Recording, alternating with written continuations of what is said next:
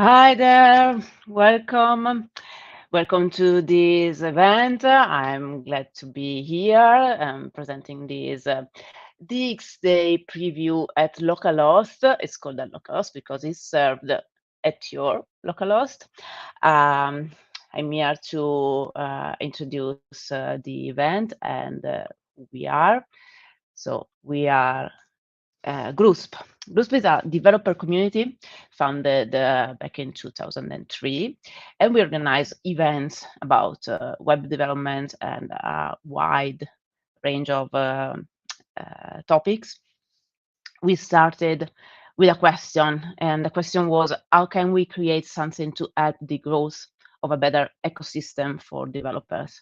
And the answer was organizing events. So we started organizing small and local events. It was PHP Day because the community GRUSP born as a PHP user group. So it was PHP Day, and then we started adding more conferences, more events for more communities, and now we organize 12, 13, maybe more events each year in presence and online. So we organize a lot of events about JavaScript and the front-end development, but also PHP, but also DevOps, like Incontro DevOps and Container Day, DevSecOps Day. And our brand new event for next year is Developer Experience Day, so dxday.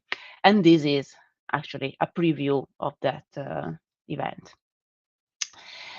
About us, about our keywords. Community is the first one, because we have we are glad to host a lot of attendees every year to our events, a lot of members on our Slack, and a lot of mailing list subscribers. But the other word is content, because we care about the content we deliver. We want people to learn from our events. So content is an important word for us. And then networking, because we love to meet and we love to make connections both online and in person. So now you can use this platform, this moment, to make connections with people. Stay during the event. You can use the chat to comment and to actually make connections with people participating. Diversity, inclusion, and accessibility are important values to us. We have a scholarship program for people from underrepresented groups in tech. So each of our conference has a scholarship program, so people can apply and ask for free or discounted tickets.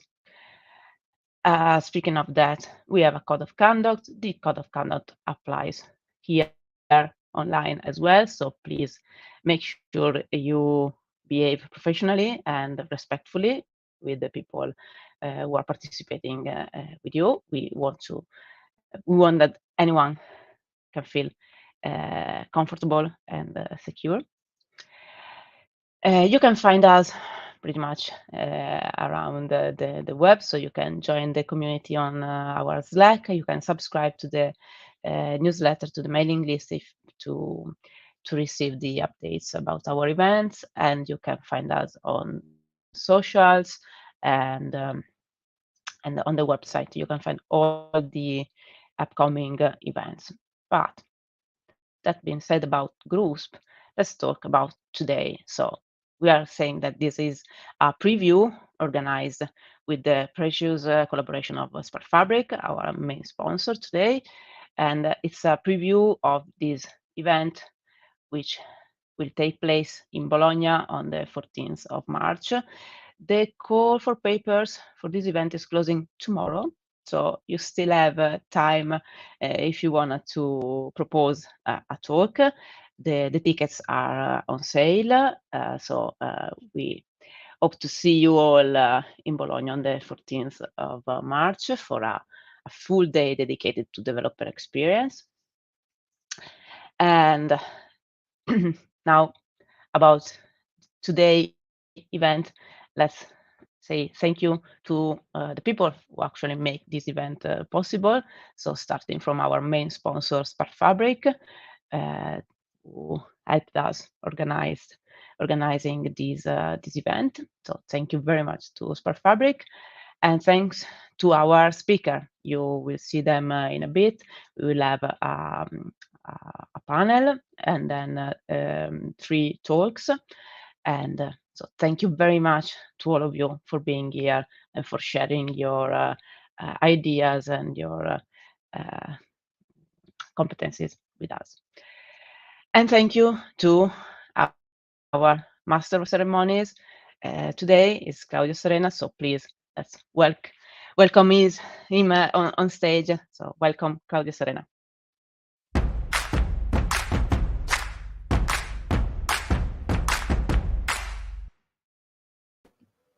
Hi Julia. Hi everyone. Hi. Hi, Claudio. Thanks for being here. I'm My very pleasure. glad to I'm glad to have you here. So again, thank you for your participation. And I guess you will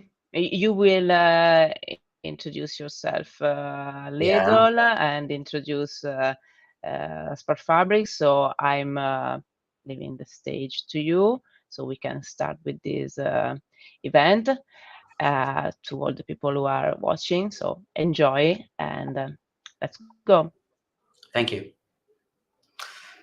Hi everyone. My name is Claudio Serena. I work at SparkFabrik as a developer and a designer, or as I like to say, a dev designer, since I am joining both the roles I had to take on in SparkFabrik. So I enjoy designing new solutions, new pages, new graphics, and new everything, while I also develop them.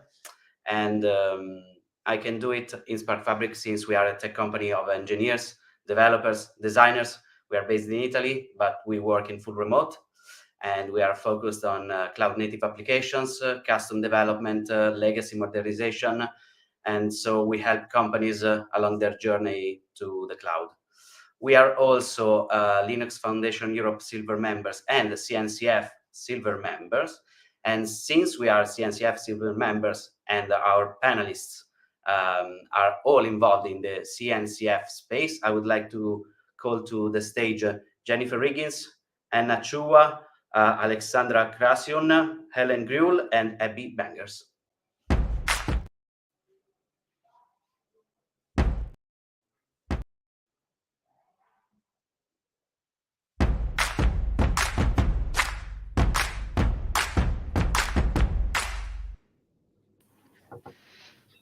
Hi everyone, welcome to the stage. I hope I pronounced your names right. I asked for the pronunciation of all of your names earlier, so I hope I got them right.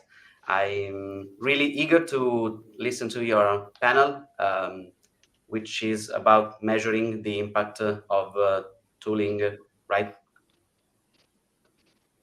Yeah. Yeah, it's about measuring the impact of your platform engineering journey, for sure. Cool. I hope it will be great as it will be for me. I'm really eager to listen to what you have to say. So I will leave the stage to you, and please go. Absolutely. Thank you so much. Grazie mille. Yeah, welcome everybody. Thank you so much for joining today. This is a really important topic. Everyone has platforms. There's no doubt about that. But if you're doing platform engineering, well, maybe not. And because engineering is a science, we not only want to define what platform engineering is to let everyone know about it, but we also want to measure it, because how else are we going to improve? Whether you're talking about agile, DevOps, or platform engineering, it's all about continuous improvement and maybe experimentation on your colleagues. So welcome everyone. I cannot stress how we have a uniquely qualified group to answer what is platform engineering and how do you measure it. I will just let you introduce yourselves. And as you introduce yourselves, can you give some background into your world of platform engineering? So Abby, do you want to kick us off? Sure. Hi, everyone. I'm AbbyBangser. Excuse me. I am a co-lead of the Platforms Working Group within the CNCF. So thank you, Claudio, for the call out there. It's really great to be a part of the community there. And before I share what I do now, I'll share my background. So I have always been in sort of internal optimization and support. I started in QA, went to kind of DevOps and platform engineering. It's always been about how to support engineers at my organization be more effective and more productive on the team. And so I always found platform engineering quite hard when I was a platform engineer. And so my current role is to try and make that easier, because I think the tooling out there makes it hard. And so I'm currently a principal engineer at Syntasso, building a framework to try and help platform engineers make their platforms. Okay, Anna. Okay, so hello everybody. I'm Anna Ciula. Up till the summer, I used to work for Red Hat in the Open Innovation Labs. So my focus there was working on the teams that were about to adopt the ways of using platforms, our platforms, and working with them to improve the advantage they could get from using those platforms. So it was not just so much about importing tech, but also ways of working, learning how we use that in the open source world and so on.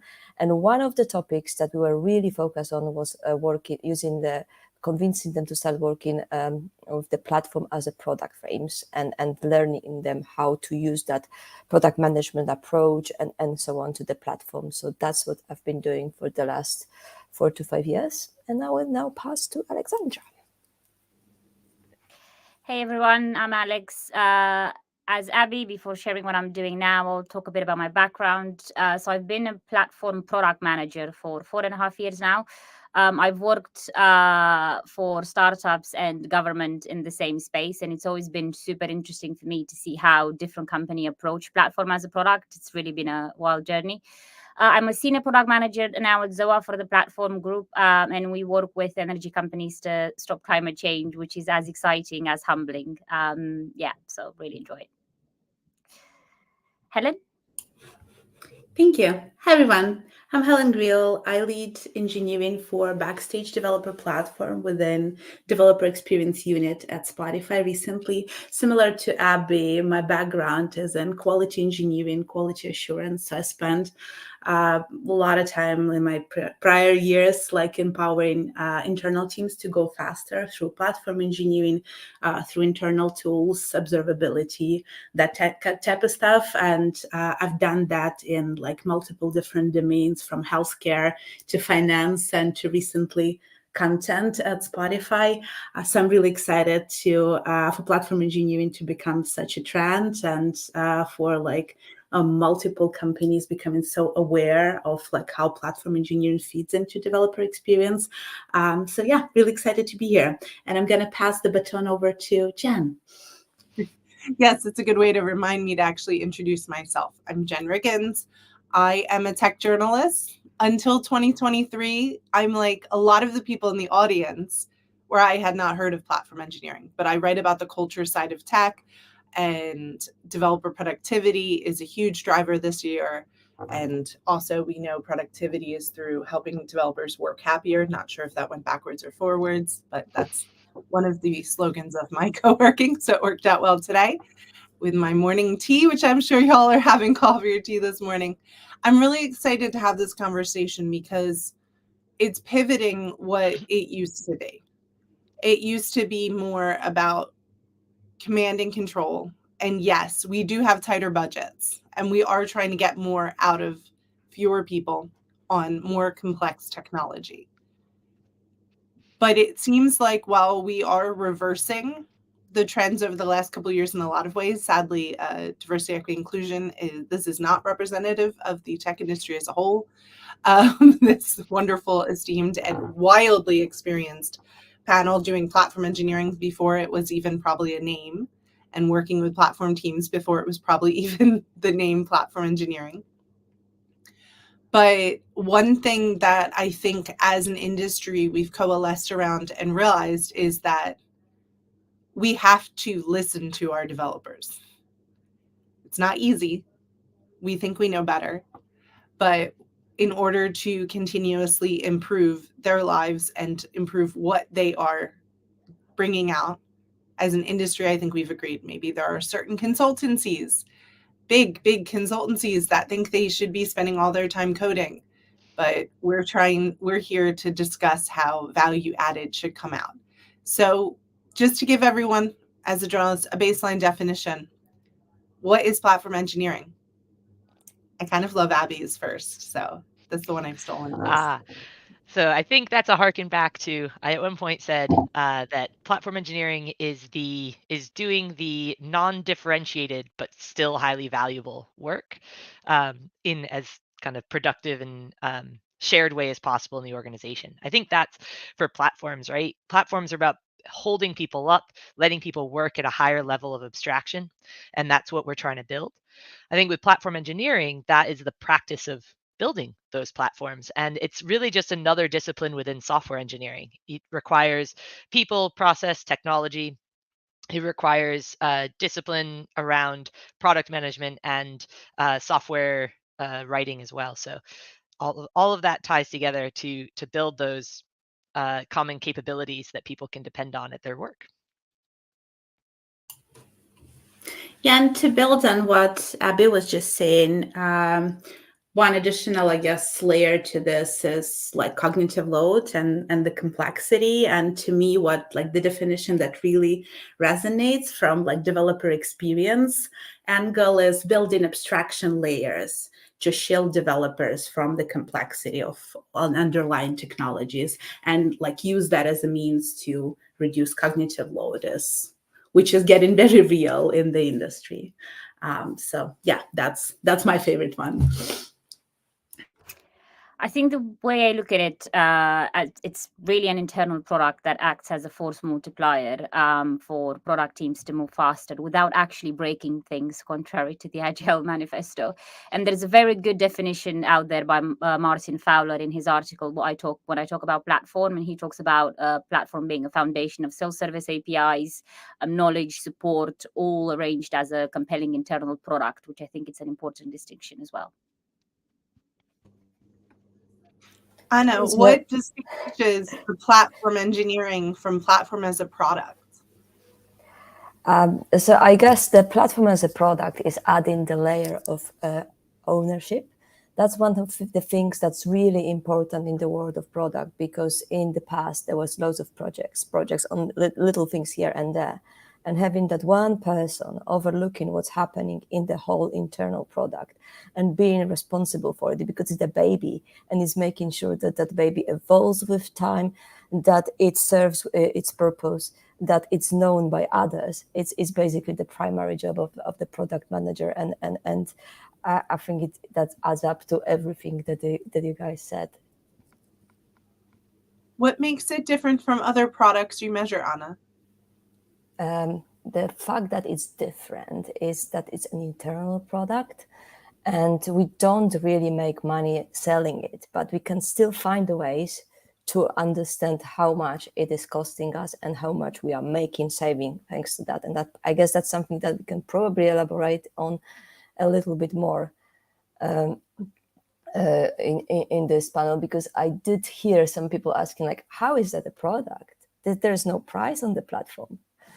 So I wonder if that's a good segue to the next topic you had prepared about the metrics. What do we measure about the platform? Yeah, and also I would say, while it doesn't have a specific amount of money you're paying for, certainly retention is very expensive, and recruitment. So if you don't have happy developers, they don't retain. Alex, uniquely qualified in your role in product for this, I think. I think I definitely agree with Anna's definition of being an internal product. And if you look at the way people approached internal products in the past with build it and they'll come mentality, that's very detrimental for the organization. And sort of I go back to my original definition, you have to look at it as a force multiplier for your business. Everything starts with having a really good foundation, a really good internal product. And to use an analogy, I don't think anyone would build their house on a very shaky foundation, right? No one will build their organization on shaky internal products, right? You want to have a really good foundation. It's true. I think I've been in the position not of a product manager for platforms before, so I love hearing you two who have that depth of experience. I've actually been on the other side of that and been interviewing product managers for platform teams before. And one thing I found really interesting is the difference in the audience for your product. Our product is a captive audience. We talk about having it be optional, but at the end of the day, you have a set group of humans that are potentially going to be using your product. And it's a smaller audience. Realistically, you're looking at most thousands, and maybe tens or hundreds is more realistic for your org. And so I've had a product manager come in and talk to me about A/B testing as a way to validate their internal platform. And I've thought to myself, that is a fantastic product management technique for learning about potential new features. But I'm not sure this is the the type of product that would work best for. So I think keeping in mind that captive smaller audience, it's going to mean that certain tools in your toolbox as a product manager are going to be less effective than others, I think. Okay, and it's probably easier. It should be easier because it is a tighter feedback loop. You can talk, you can literally go in the Slack and ask some questions, or sadly for companies that forced return to office, go sit by them and bug them when they really don't want to be distracted in the office. But that doesn't mean that platform engineers don't think they know better because they're engineers, maybe? So let's put in context of your own organizations. How are you measuring the impact on the product and company in your own organizations? Because not only are some of you working in platform engineering or building platform tools or consulting platform teams, some of you are doing it with Inside. Helen, let's talk Spotify, I think. Sure. Yeah, I mean, let me start with maybe introducing the mental model of how we think about metrics in first place. So to us, metrics are put on scale, with some of them being leading and some of them being lagging. And this is due to the fact that like metrics are products too, internal products, but still products. And they require iterations, and they have bugs, and they have complexities, and we have to deal with them. And metrics, which like I'm deeply convinced that metrics that are both like value focused and actionable by teams, they don't exist. So what we do instead, just to give you a couple of examples of like leading versus lagging. So leading are usually like more action focused, more noisy, more actionable, but more tactical. And you can also game them pretty quickly. So that's also like a question about incentives. And the lagging metrics, which are like important strategic metrics to me, are more value impact focused, but also like it's hard to measure them precisely. So it's more like around making bets and connecting the right leading metrics to the lagging ones. And they're tricky to measure too. So the way like we think about them is more of like a graph where you make a bet of like improving certain part of the user experience or developer experience in that case. And you connect actionable metrics like build times, like flaky tasks, all that type stuff. And then you see what's going to happen there, basically. So like TLDR is that leading influence lagging, and the graph of that influence is basically the company alignment or the department alignment. And it will evolve over time as like we sort of try and see and learn. And yeah, when I'm being asked, like, when is the good time to start? Like, best time to plant a tree is 20 years ago. Second best time is today. So same with metrics. Like, it's never too late to start. It's always a good time. And a really good way to start to me is like maybe surveys or qualitative, basically conversation with your developers. Doesn't have to be a survey, but like you need to ask what they think about it. So yeah, sorry, maybe long-winded way of like saying this, but that's how we think about measuring platforms and success of platforms in general. And offering them free food, even remotely, is a good way to motivate them to sit down and really focus on that conversation. Abby, what about at your organization? How are you measuring, or at previous orgs?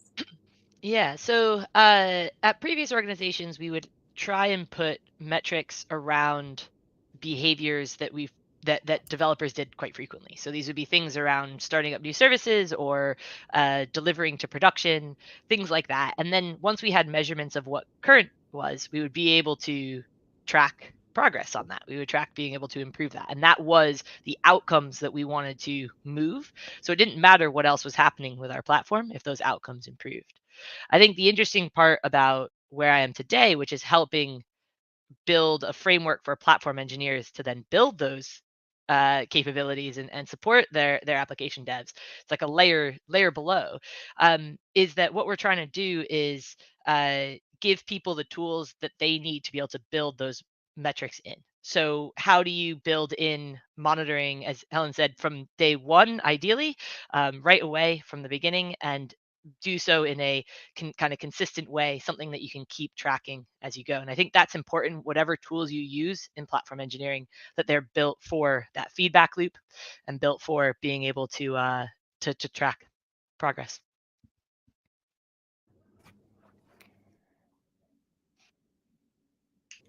Alex? I think we do a similar thing to what you just described, Abby, but we've got a really good internal team of senior engineering managers. So we work together to have this North Star metric of engineering speed. But context is really important for us, right? So we start defining what engineering speed means for us and why we plan to measure those things, because I think it's really important. And, I don't know if this is me being a PM, but context is king all the time. So you want to tell your developers, we're going after these metrics because these are important for us. We want to measure the speed in which we're delivering value to our customers, because that's really important, and it's a really important metric to have. But it's not sort of like related to measuring lines of code and like how, the performance of the engineers. So I think it's really important to put context behind the metrics as well. Absolutely. Just to say, when I talk about like delivery speed and things like that, most of the time that's the thing that our users were clamoring for when we were measuring that, because they were frustrated by the fact that they couldn't see feedback loops for their own code. So this wasn't about pushing them to move faster. It was about that they were feeling limitations because of the speed at which we could get things into production, and how do we improve that. So, but yeah, to your point, Alex, it's definitely context, and it definitely needs to be something that is viewed as a supporter rather than something that is viewed as an oversight or Totally, negative thing in that way. They want to get involved. Anna? So my profile is actually mostly working with the teams at the beginning of the journey. So maturity is quite low. So at that stage, we try to get them put into the thinking about all kind of metrics, because as one of you, I think Helen said, a metric itself is a product. You need to experiment with them to figure out which one is actually working for you. So we obviously talk about metrics for the product. So all the software delivery metrics, right? DORA metrics, how quickly it takes you to release yet another service, how quickly you recover and from the failure, how quickly you recover from the bug, etc. But then we also focus on things like adoption. How quickly does it take you to onboard the next team to be able to make use of your platform? Things like how many workloads are currently running on your platform, how many workloads it can support, things about scalability and so on. And then we also think about items like, how is your platform helping your business? Like, does it take does it impact time to market for other teams and so on? So that business impact.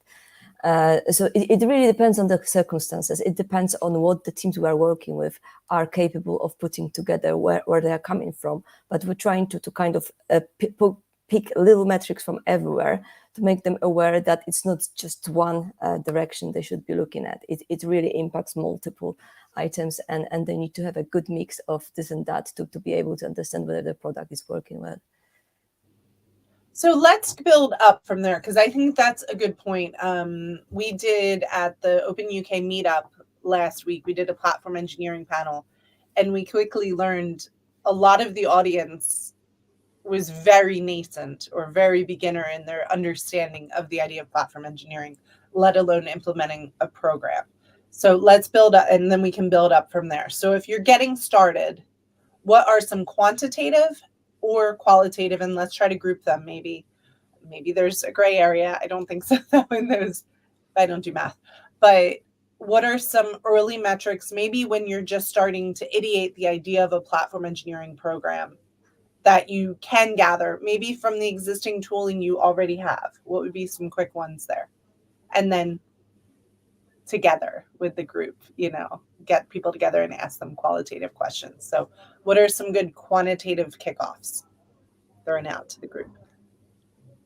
I can throw out one. There's an old XKCD drawing that tries to talk about when you should automate something.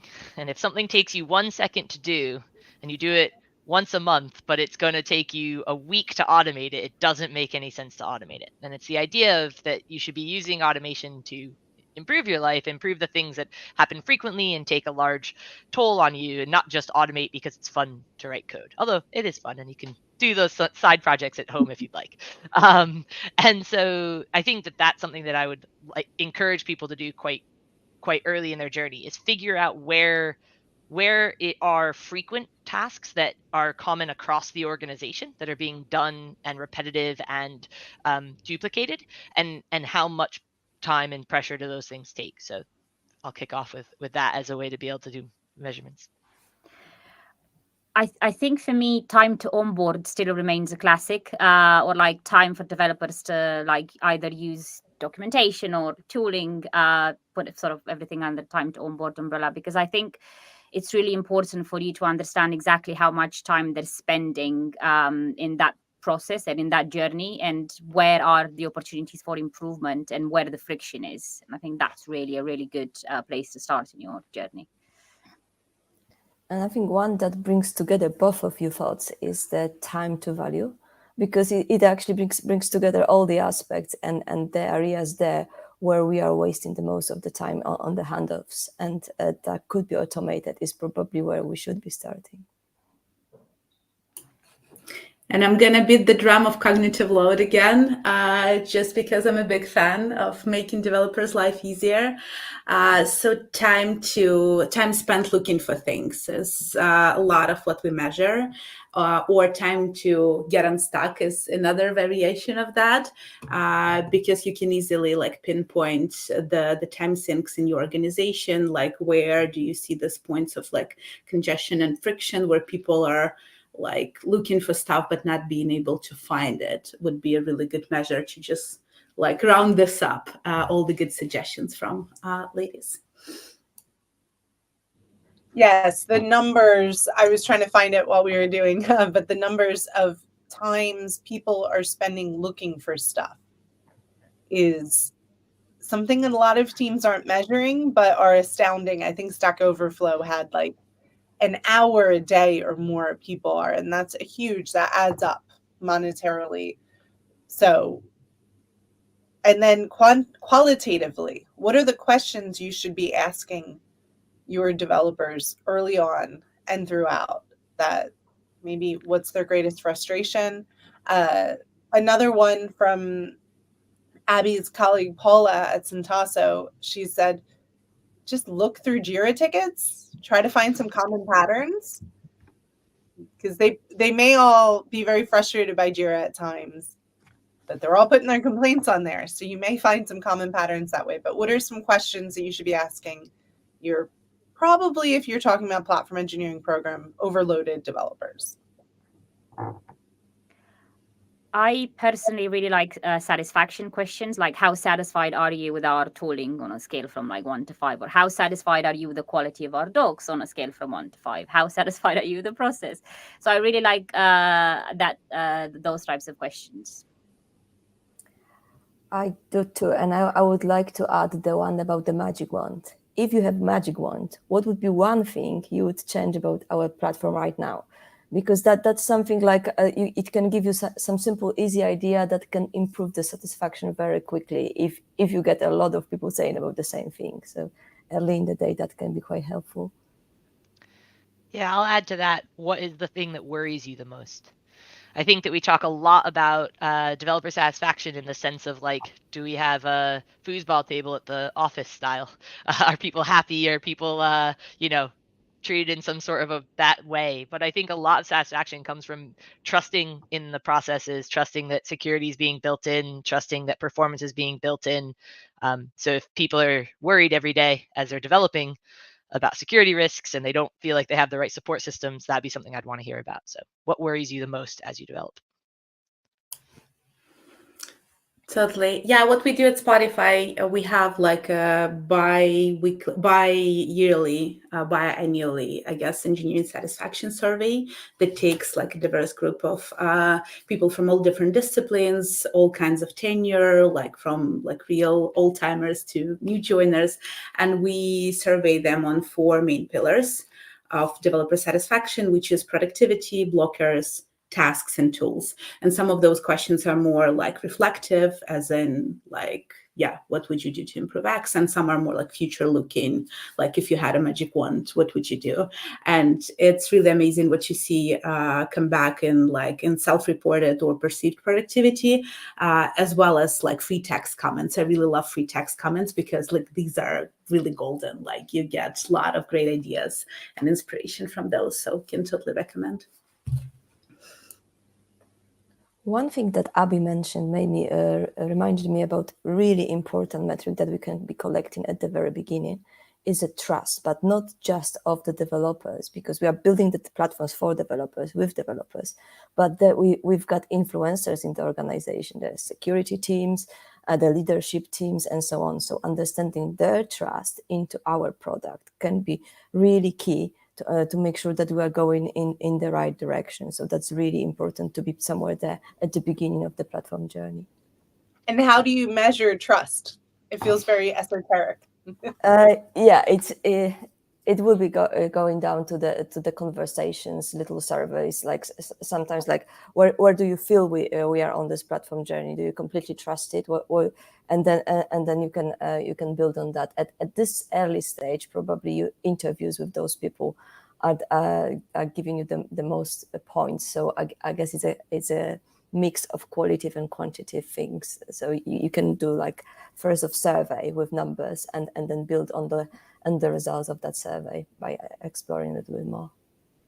What you're describing a lot of is a product situation where you're going through user research, early customers, trying to get early adopters that will be brand advocates. This is basic marketing and sales, but maybe not something the average computer science graduate is learning, or even boot camp graduate. We have a question from the audience, and thank you, Stefan, for that. And any idea how to measure time to discover? Because discoverability is a huge part of platform engineering. And he continues, when hunting for information, people start with X, but end up finding it's Y. How do you connect the dots?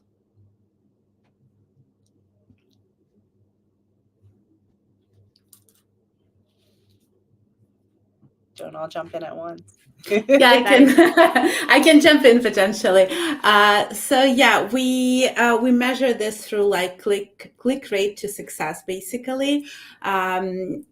There is like an internal search, and perhaps like a lot of companies have some kind of internal search, internal index type of capability. And like the most, like the basic metric that is really easy to measure would be like how many clicks does it take for you to land on something that was useful. So that's like our, I guess, basic measure there. And like it gets more granular, it gets more complicated, but basically like how many clicks did it take you to get to the search results you wanted to get to. But that's, let me clarify, that's searchability. The other thing is like discoverability, which is more by accident. Like sometimes you don't know what you don't know, and you don't know the type of information that might be beneficial for you. So that's more like how to surface the right information for a user based on their role, potentially based on their context. So maybe they don't like even know that exists in the organization, but that's, I guess, more of a sophisticated problem to solve. Searchability is easier to kind of start measuring through the click rate. When you say click rate, are you measuring developers' clicks through a mechanical way, or are you asking developers to click? Are you observing some developers' use of it? Logistically, how does that even work? Yeah, it's done through Google Analytics basically, and like supposedly you click, like you run search, you click, and then like if you spend less than like this amount, X amount of seconds or milliseconds on a page, then we can make an assumption if it was successful or not. Like supposedly if you found something that you were looking for, you would stay on that page for longer because you would need to read this. And if you just like quickly like skim through it, it's probably like wasn't super useful. And also like the next search that comes after that, like if you continue running, like refining your search term and running search after search, then you're probably still looking. So yeah, some of the basic assumptions there. Very interesting. What you're talking about is taking skill sets cross-organizational, cross-functional, including from like marketing. So that's very interesting. Alex, how do you want to build on that? I think it also depends on the size of the organization. First of all, it's such a good question, actually. So yeah, congratulations for that. I did two things actually, but I think these are more proxy metrics rather than actually actual metrics. So one, the majority of the documentation tools right now have like analytics. So I tend to browse through our sort of internal documentation analytics all the time and see how people are engaging with our docs. And then the second way I try to do this, usually when people can't find something, they ping a request of help to the internal developer platform team. And so I tend to look at how much time it's taking us to solve that request and how much time it took that engineer to find the information. But these are all proxy and anecdotally rather than what sort of like Helen described, which is why I think it's also depending on the size of the organization. Really good question again. It's really good. And Stefan actually brought a follow-up. So that's really good because platform teams have the same problem as developers, that there's so many disparate tools. And there are really good tools that do things really well. Like companies stop building their own payment platforms because Stripe is so good. And there's a lot of stuff, but they are disparate. So what if you don't have a single search? E.g., we all use tools, Notions, Tech Docs, Google Docs, Jira, and Slack. So information is kind of all over the place. So how do you do that? How do you bring them all together, Helen, first? Yeah, so the magic, at least like the way we see it, is a combination of like quantitative versus qualitative information. The analytics approach that I was describing definitely doesn't cover all of the sources that like one might be searching through. So what we do is we ask like all those same questions in the engineering survey, like how long does it take you to get unstuck? Typically, like what takes you out of flow, like how much time roughly do you spend on X, Y, and Z? Because for instance, like Slack, Jira, like we have a fair amount of tools that are indexed behind the Google Cloud search, but not all of those potential sources. So things like Jira, Slack, it's really hard to measure how much time people spend there. So we do that by actually asking people like what's useful, what's not, how much time roughly do you spend on finding information. And then basically the intersection of qualitative and quantitative gives you the most actionable next steps and like points of friction. But yeah, that just works for us. So while everyone on this panel besides me has been in the platform space for years, it's kind of come to head in 2023. And again, we've gone through a lot of layoffs over the last year. And on the other end, the cloud native landscape it doesn't fit on 2 screens anymore. You need to be at least a 3-screen user to see it all. And I'm sure there are some of those on the call. So with that in mind, developer productivity. Dun, dun, dun. I don't think anyone on the call, I'm going to jump ahead and say no one on the call is agreeing with the McKinsey framework. So don't read that. You can read my article about that on Lead Dev. Productivity, we are not defining as lines of code or time spent coding necessarily. So what is developer productivity and how do you measure it? Abby, you seem to be nodding. Yeah, I'll say something. So my favorite kind of responses to that article and that framework is around how it's a measurement of teams at the end of the day. Are the teams being productive? Are the teams delivering value? And I think there are a lot of frameworks out there that talk about, I think Anna did a call to time to value earlier. What developer productivity is how long does it take from getting feedback, whether that be through a brand new idea hypothesis that was generated by the organization, or feedback from a user asking for something or being frustrated by something. How long does it take for the team to be able to deliver the next iteration on that? And I think that takes a lot of focus away from things like lines of code and even things like speed of your CI/CD delivery pipelines, right? That will be a part of it. But that whole phase of, wait, tell me more about what your problem is. Tell me more about what your hopes and your goals are for this ideation phase, and that whole prototyping phase, and that whole figuring out what to build phase is part of that time to value. And I just want to make it clear, because I think that you've mentioned that sometimes not a skill that's been taught at uni for people in platform engineering, possibly in software engineering as a whole. Wanting to do prototyping, wanting to do discovery on a problem does not have to be days, weeks, months of a professionally trained person on those skill sets. This is just take out a Post-it note, sketch something down, and be like, is this vaguely what you were talking about? Okay, cool. And you can move on. If you got it right? Or else that might uncover something else. So I think what I would like to look at is the team's ability to deliver value and how long that might take. Okay, Helen, you're nodding along, and then Anna. Yeah, I wouldn't say it better, honestly. Abby just crashed it. Yeah, so that's a lot of that resonates a lot, and that's how we measure developer productivity as well. Like it's mostly around developer journeys, optimizing certain parts within developer journeys, and like overall time to value. So yeah, plus 100 from my end.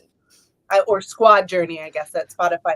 Anna, if people are just getting started, what should they be trying to measure in developer productivity? So definitely what Abby said, but I also have to continue drumming for Helen in the space of cognitive load, because when we are starting the journey, we can see like how many blockers are being thrown under the feet of developer with all the stupid, with all the forms, the different tickets and so on. We need to fill. So ultimately, the best measure of like platform making it easy for developers to be productive is for the platform to ultimately becoming self-service, that they can have frictionless interactions with the platform, that they do not need to waste time on any additional admin or anything. They just want this, they click it, they get it. So that's the nirvana. And then one of the things we can measure is how far away we are from the nirvana and what will take us to get there. So that's just the elaboration of what Abby already said. Mm-hmm. And let's be honest, we've mentioned layoffs and all. One of the areas that there have been layoffs in the last year are platform teams. Doesn't mean you shouldn't be a platform engineer. We need more. But if you are not able to connect what is another cost center in the largest cost center at most companies, which is engineering staff, if you're not able to connect that to business, you are at risk. If you can't prove, because a lot of these are really early on, like Anna said, a lot of these organizations are early in their platform journey. If they can't prove wins pretty soon after, they may be cut because companies just aren't investing as strategically in their staff as they should be right now. So one of the wonderful things about platform engineering is it creates a kind of a translation between business and engineering. So business starts to understand what engineering is up to because, again, it's spendy, and engineers start to have this connection to business value more and how they're driving it. So that's a wonderful benefit. So Alex, how do you measure business impact on a platform engineering team? I think this is probably one of the hardest things of being a platform product manager, and it's still something that challenges me pretty much all the time and has been in all of my roles. Because you don't have a direct link to say, oh, this is how much money we brought into the organization, and this is like what we've been able to do or enable for the org. But in saying that, you look at the goals or the metrics the organization have. Usually if it's a SaaS business, you look at lifetime to value, cost acquisition, monthly active users, and then you try to find some proxies to that as well. I think one metric that is often overlooked, if you look at cost of acquisition for the customers, is exactly how much we're spending for the infrastructure and the tooling to acquire that specific customer, or like how much we're spending to sort of like maintain that specific customer. And I think cost optimization is a metric that isn't talked enough when talking about business impact, because I think ultimately that's where you can demonstrate the most amount of value. And then secondly, I think building on the cognitive load, which is an area that I'm super passionate about. I think if you are able to measure that, you then are able to demonstrate that you can free up time or for R&D purposes, where you can like get your engineers to work on more exciting stuff that can actually drive the organization forward. And ultimately, I'll go back to engineering speed, because it's all about the speed in which you're delivering value to the customers. If it takes you 3 or 4 days to put a PR in production, or 3 to 4 days to deliver something to the customer, then maybe there's a problem and there's something for you to solve there. So I think those three are the areas that I constantly go back and really not trying to reinvent the wheel. But I also like the SPACE framework. If you look at the SPACE framework of measuring developer productivity, there's some very good business impact metrics on there as well. Yes, certainly we made it quite far without mentioning SPACE, but Dr. Nicole Boyspring's work with both Dora and SPACE are immeasurable here, and she is doing. Please, if you're watching ever, I really want to interview you. I think one thing that we're not doing with business impact or what platform teams often miss are connecting it with whole goals, which we know with Dora, we know with SPACE, with any goal, with OKRs especially, we lack this top-down messaging and view. So I know Spotify specifically, Helen, does it quite well. I learned from your colleague, Lauren, you start with, if you were doing the lagging value creation metric of like Spotify user satisfaction, which may be retention, and then that would go down to time to recovery affects user retention, downtime, things broken, we get distracted and go elsewhere or cancel our subscription.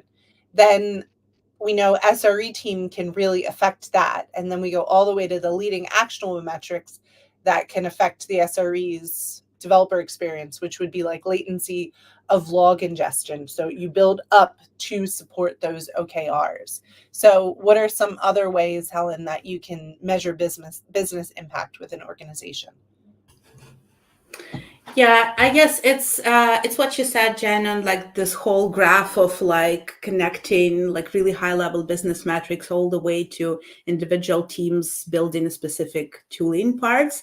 But also I think there's a lot to be said about like cost saving opportunities that platform teams bring. And maybe it's not the prettiest of framings. It's not like maybe the sexiest of things you could be searching for, but it's really like an easy way to convince your stakeholders that like this team has gotten an ROI. And one clear examples of that could be like introducing standards and templates for people to do things as a means to streamline your workflow in the organization. And if you're just like really early on your platform journey and like looking for some quick wins, some things that would convince your stakeholders that like platformization is a way to go, I would really recommend like standardization and templatization of your workflow, like quick boiler code to spin up a new service or to spin up a new data pipeline. It just like makes it such a, irresistible argument as to why this is beneficial. So search for some quick wins and like solve for the biggest immediate problems of your organizations. And that would get your business on board with this whole idea. Yes, Paolo from the audience echoed that by saying calculating the ROI in the right way is the key to success in convincing the business to invest in internal platforms. But on the other hand, Abby, does it prevent risks or more problems or security flaws? We haven't talked as much about that not unimportant, that work that really developers is not helping them differentiate, but is really, when we say not unimportant, is actually really important. Yeah, I would definitely echo everything that both Alex and Helen said around cost optimization and the process and all those things, like everything, yes. One area where I've had success in a past job was to talk about risk. So we had fortnightly, so every 2-week release trains. And the idea was that we released every 2 weeks. And we didn't actually release every 2 weeks. We released almost daily because there were patches and fixes and hot releases and all these things that were happening. And so the perception from leadership about what was happening in the business and technology and the reality was very different. And the risk to those big releases, the likelihood that those big every 2-week releases would fail was extremely high.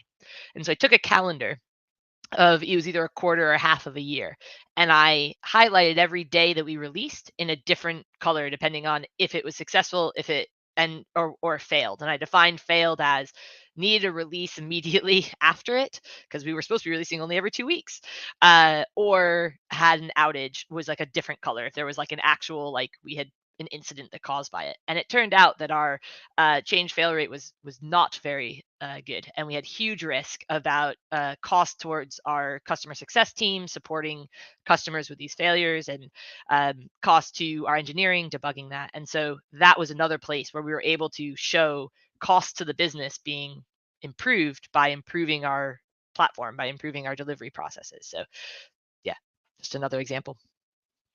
And all really important, because I can't stress, if engineering can't talk business, and it's in the time of Gen AI and all, it's one of the most differentiating features is engineers need to be able to talk business, and platform teams need to be able to talk business, or else they get. So just as we're winding down, as your platform grows, as it matures, are there ways to measure your own and continuously improve? And Abby, I think you may have an open source CNCF maturity model you can provide There us may have insight. been this little thing that we did over the last 9 months. So yes, thank you, Jen. A couple weeks ago, about 2-3 weeks ago, the CNCF Platforms Working Group was very excited to release something that had been in the works since the beginning of the year, which is a platform engineering maturity model that comes with about 12 pages, I think, of details. So yes, there's a table. Yes, you can screenshot it. But also, yes, there's a lot of context as to how all of this is very specific to your environment. Context is important, as Alex has said earlier. And this is hopefully going to help people at all levels of the organization. So leadership understand what's possible and where they might need to invest to get there. But also I'm hoping that it will support platform engineers who want to start that conversation, to be able to point at something and say, this is where we are. Here are some examples from around the industry of the behaviors of where we are and the costs to that behavior. At our current scale as a company, I think it's worth us moving our maturity up a level. So please take a look, and we're always going to be keeping an eye on this. It's a growing space, and we expect that we will learn a lot over the next year as people put this to use even more, and we want to hear from you about how you do. Okay, thank you so much, Abby. Thank you so much, Helen. Thank you so much, Alex. Thank you so much, Anna. This was great. We really touched on a small amount of the topics because there was just so much more we could talk about. We will share links in the chat about different topics that you can continue your learning. And if there's someplace I think we all would agree, probably read the SPACE framework. It's open source and it's really valuable and important. So thank you all. I'm going to call Claudio back to the stage, and thank you, listeners, of course. Thank you for the panel. It's been really eye-opening. So I hope everyone has enjoyed it as much as I have. And thank you, Jennifer. Thank you, Helen. Thank you, Alex. Thank you, Abby. And thank you, Anna, for your precious knowledge you shared with us today. See y'all. Bye.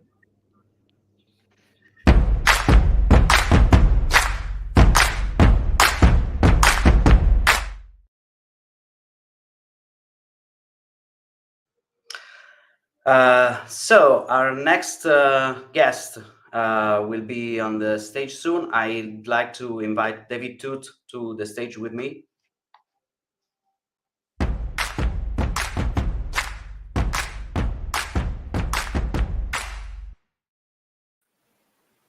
Hey, Claudio. Hi there. Did I get your name right? Yeah, perfect. I'm actually really impressed. Thank you. I went to listen how you pronounce it in another event, so I was sure what I was saying. Appreciate it. Yeah. A lot of people get it wrong. So you're here with us to talk about Backstage, right?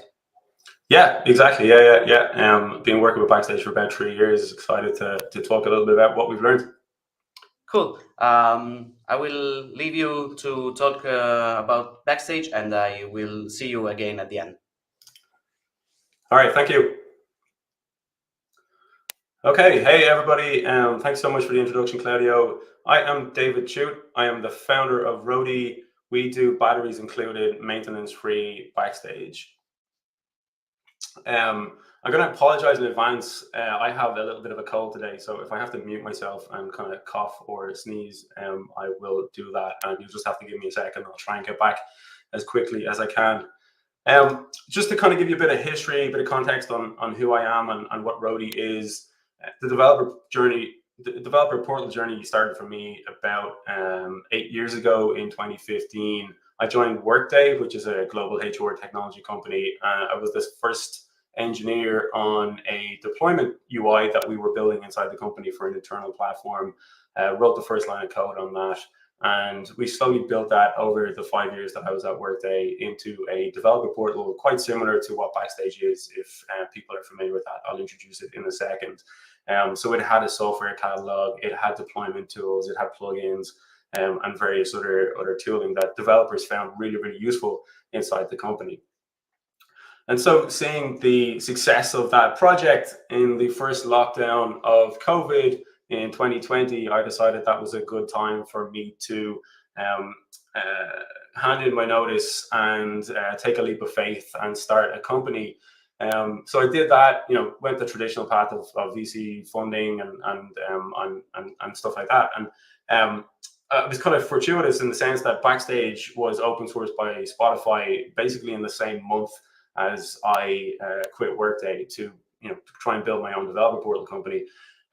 Initially, it was a complete shock and surprise to me, and I thought, oh crap, I'm after handing in my notice, and now my company is already dead because of the open source work that Spotify are doing.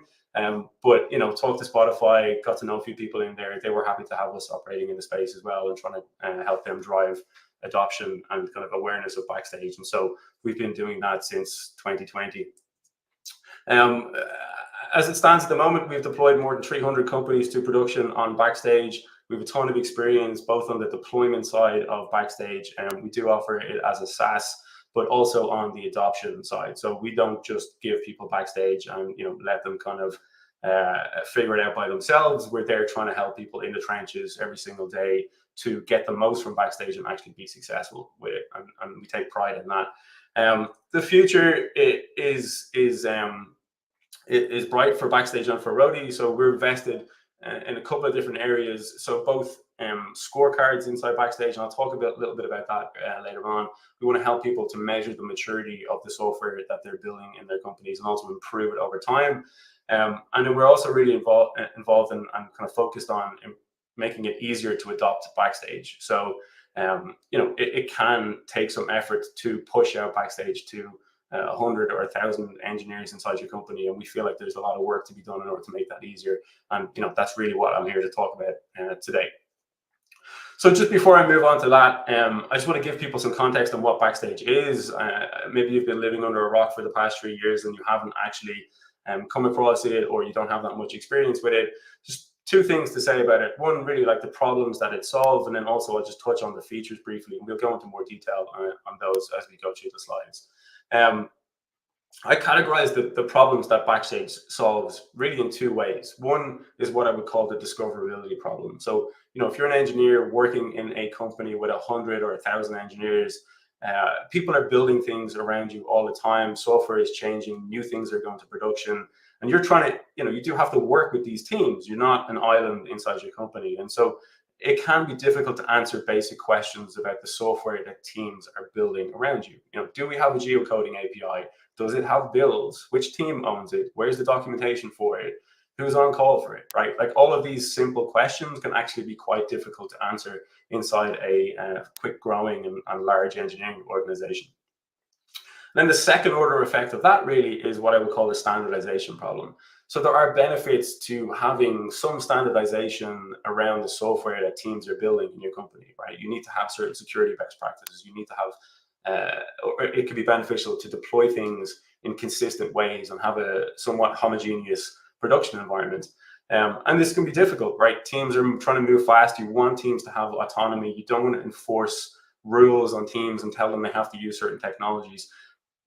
But you don't want chaos, and you do want to have good reusability in your organization too. And so managing that is what I call the standardization problem. And Backstage can really help quite acutely with both of these problems, depending on the level of effort that you put in. So the way Backstage does that is with a couple of different features. There's a lot of plugins for Backstage. The ecosystem is huge. The open source community is healthy and mature. But there's a couple of key features that I would call out that Backstage has that really help with these two problems.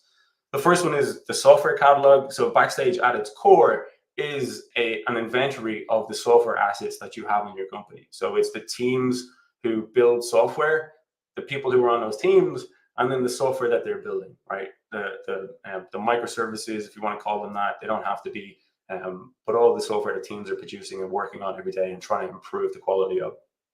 So just being able to answer that question of what software do we have in our company is quite important, and Backstage helps with that by inventorizing the software that teams are building. On top of that, it brings a plugin ecosystem. Okay, so these plugins for things like PagerDuty or Fire Hydrant or Datadog, various other standard software that a lot of different companies are using. These plugins provide a window into that software, help to reduce the context switching by bringing information from those tools into what you might call a single pane of glass inside Backstage. And what that means is that you can look up a piece of software that a team is building in your company, and Backstage will pull together or aggregate information from those different tools and make it available in one place. And the way it does that is with the plugins. There's lots of different tools that teams are using. The landscape, the CNCF landscape is gigantic. And by being an open source project, Backstage allows people to contribute plugins for all of these different tools. And we've seen that happen over the past 3 years. There are more than 100, maybe more than 150 plugins for Backstage now into all of these different tools.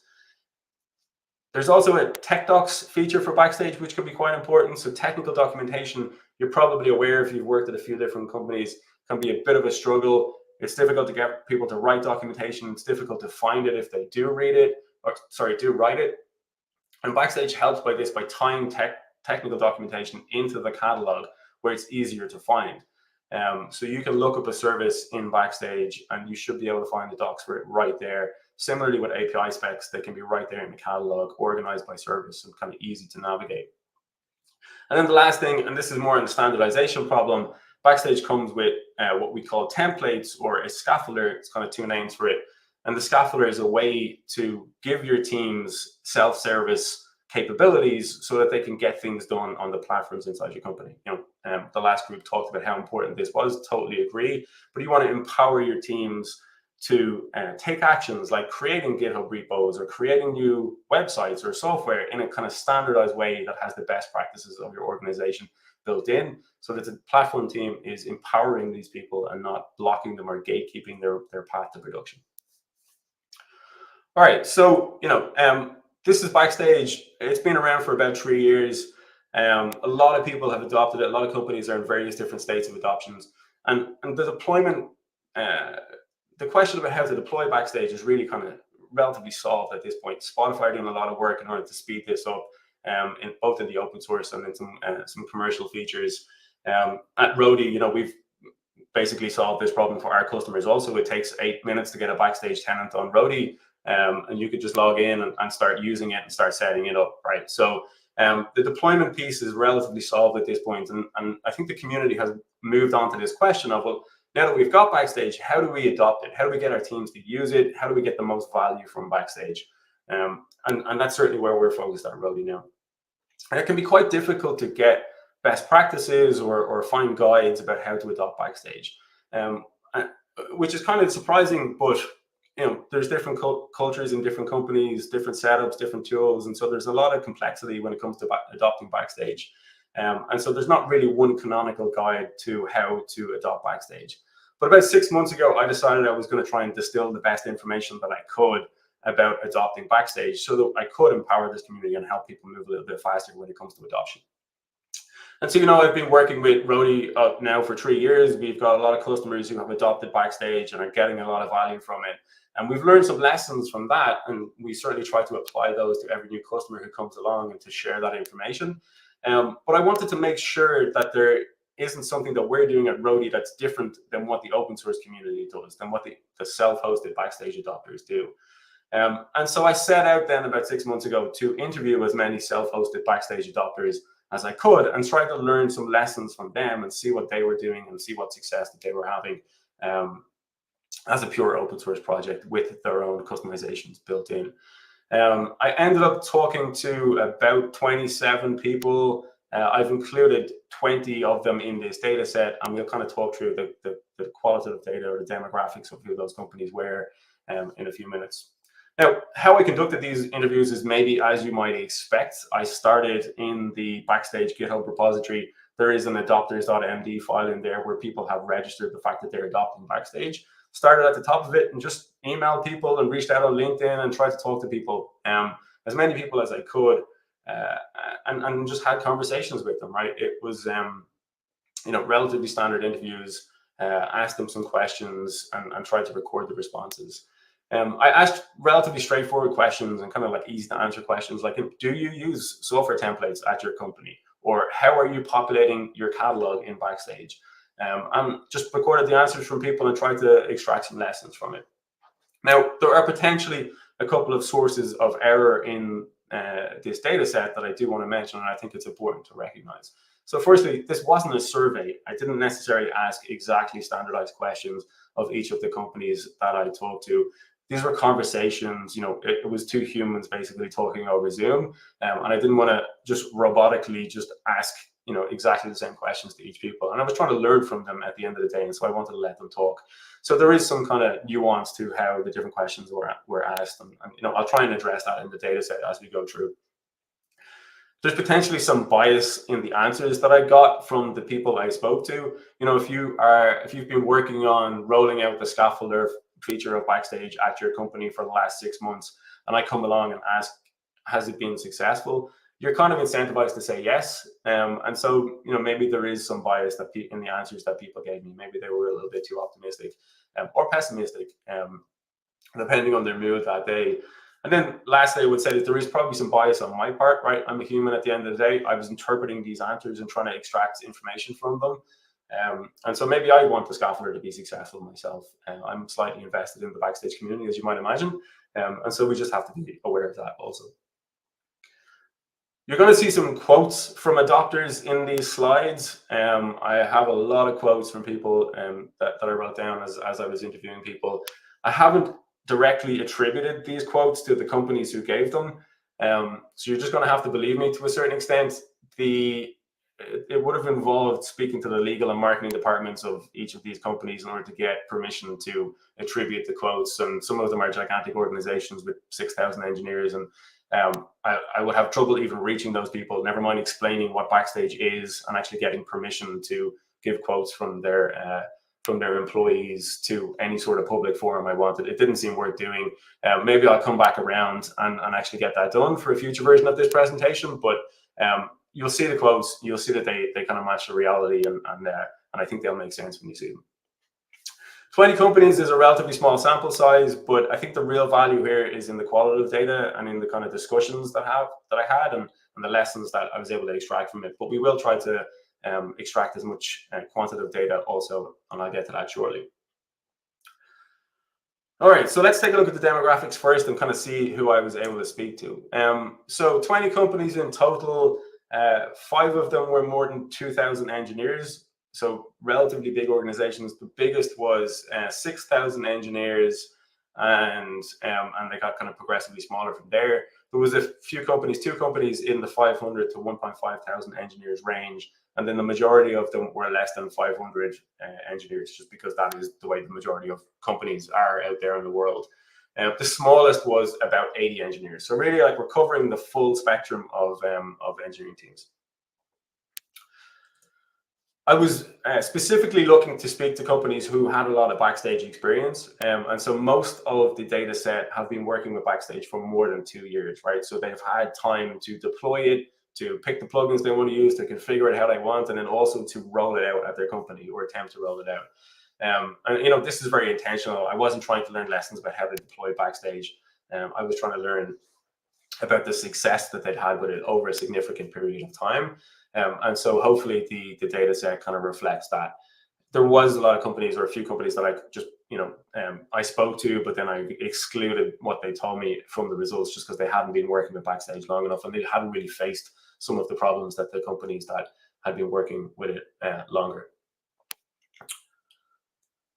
All right, so let's just dive into some of the quantitative data about this first and see what we can extract from the interviews.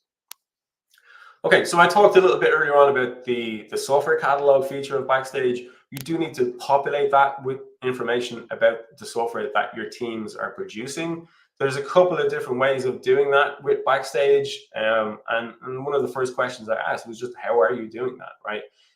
The most common way was with what we call catalog info YAML files. And basically what these are YAML files that describe or kind of record information about the software a team is producing inside the repository where the code lives, right? Typically GitHub, you're going to have a YAML file in there, you'll call it this, and you'll put information in there like the name of the piece of software, the owner of the software, whether or not it's deployed to production, etc. And there's a specification for this that comes with Backstage and is, has evolved over the years.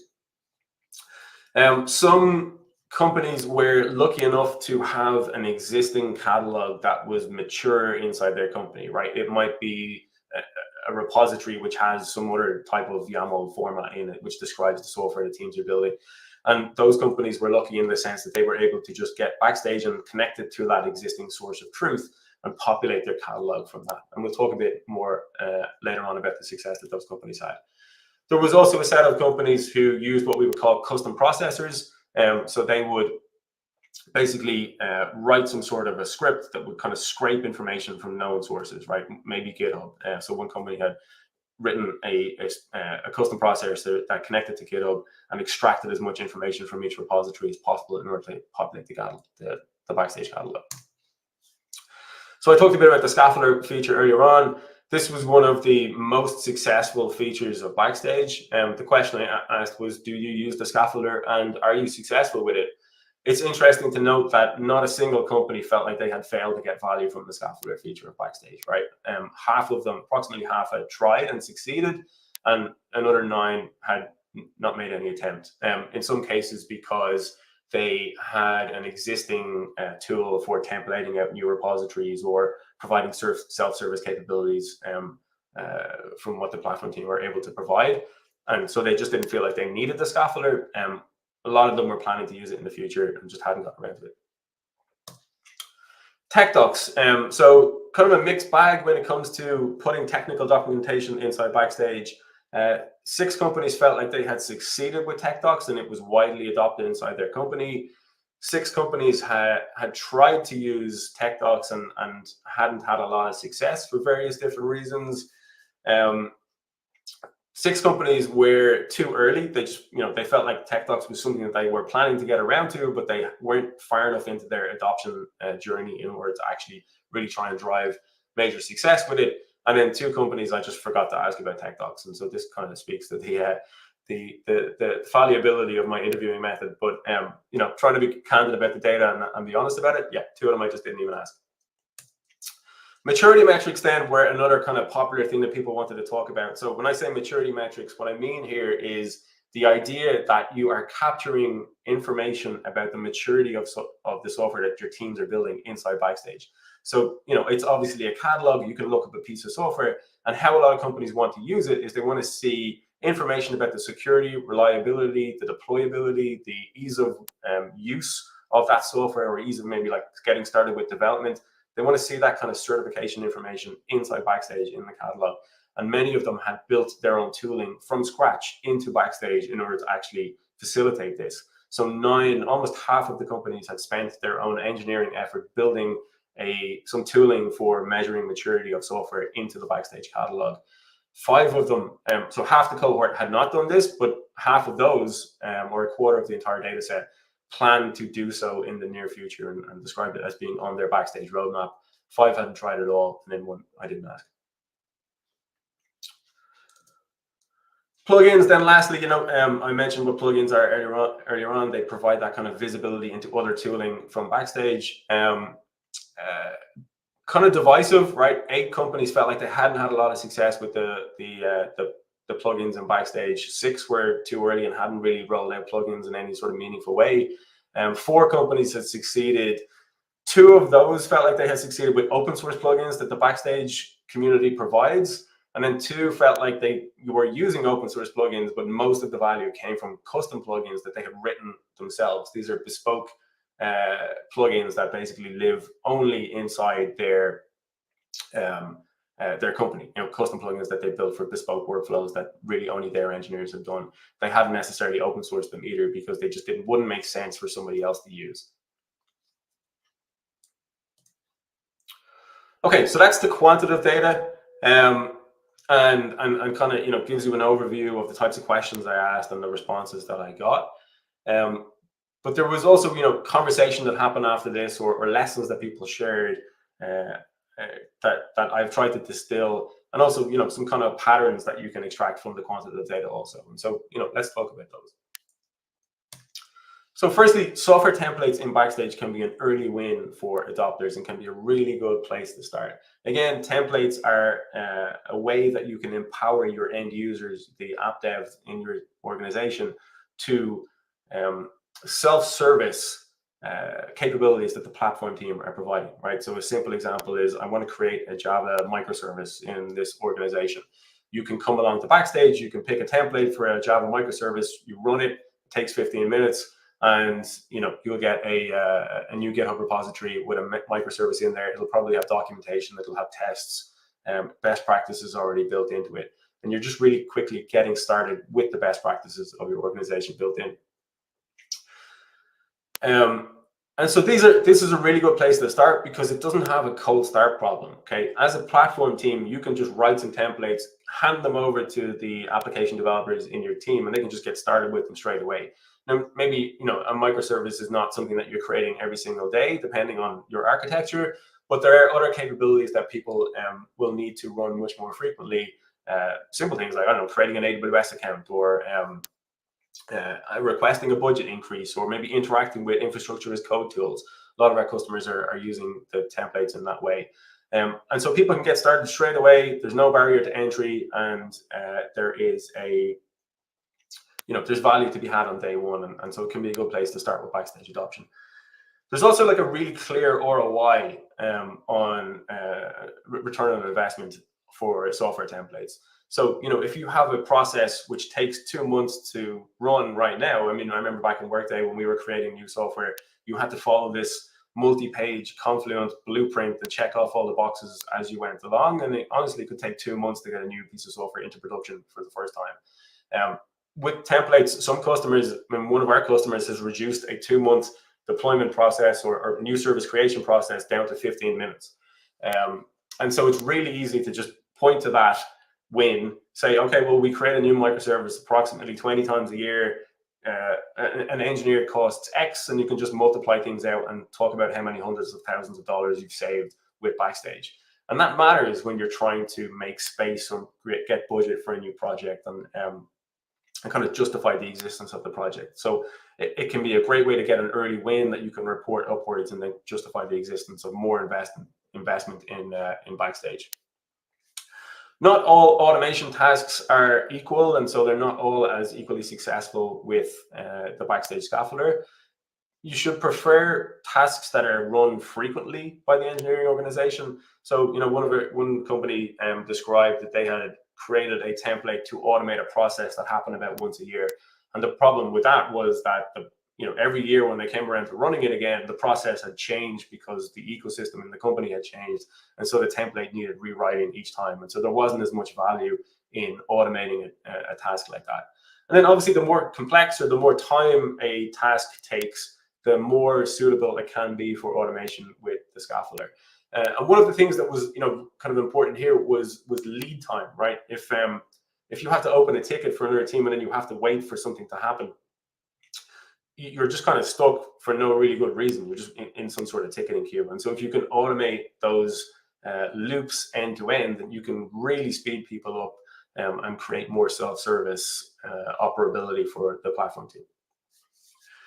Now, another thing that came through in the interviews was that it's really beneficial to encourage contribution from other teams in your organization, as long as the templates can be used by multiple different teams, right? They shouldn't be specific to one particular team. Some companies do come to me in sales calls and when they're getting started with Backstage with this idea that they want to lock the templates down, right? Only we should be able to create them, the platform team, or only some group of architects should be able to create them. And that's not really the way to think about it. If you want to drive mass adoption of Backstage, you do want contribution from lots of other teams. You want to get them involved with Backstage and get them contributing to Backstage inside your company. And so don't be afraid to empower and kind of educate people about how they can use templates to create self-service workflows for their internal customers or other teams that they depend on.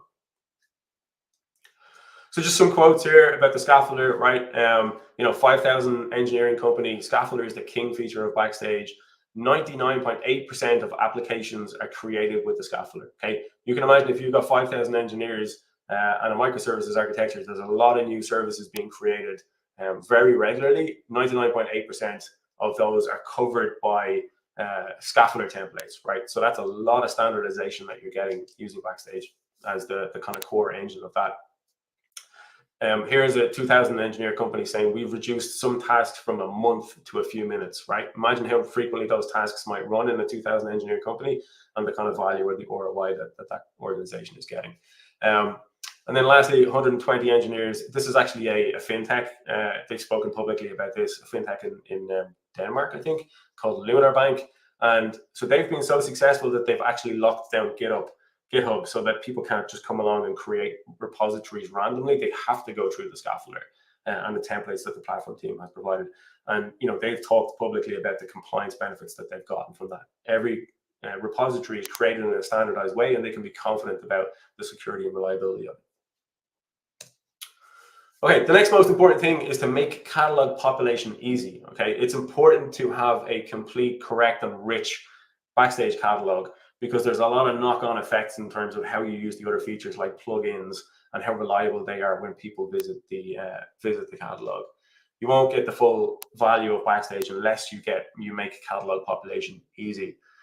It's also an interesting problem in that it faces a cold start problem. Okay, the more stuff that you get into the catalog, the more reason people have to go there and reference the catalog and use it, and then the more pressure that they feel to add their own software into the catalog. And so there are network effects when it comes to the catalog, a bit like Facebook or a social network. And so really kind of like bootstrapping that or getting over that initial hump can be quite important. And it's something that I think is worth thinking through as you're early in your Backstage journey. Now, I talked a little bit earlier on about these YAML files that can live inside the repositories of each piece of software, each repository in your company, and describe some metadata about that software. This is the most common way that people try to get started with Backstage catalog population. It's also, I think, quite a difficult path. So of the data set of the 20 companies I spoke to, 12 of them had tried it, and only 2 were really happy with the results. And you can see some of the quotes here. A 2,000 engineer company who'd been working with Backstage for 2 years felt like the catalog never really worked for them. A lot of the information was wrong when they pushed adoption, and so they struggled with trust. Now, they had succeeded with the scaffolder and other features of Backstage, and so this was actually okay. They were still happy with Backstage, but this is a challenge that they had. Another company, after 1 year, only 30 or 40% of the active repositories were in the Backstage catalog.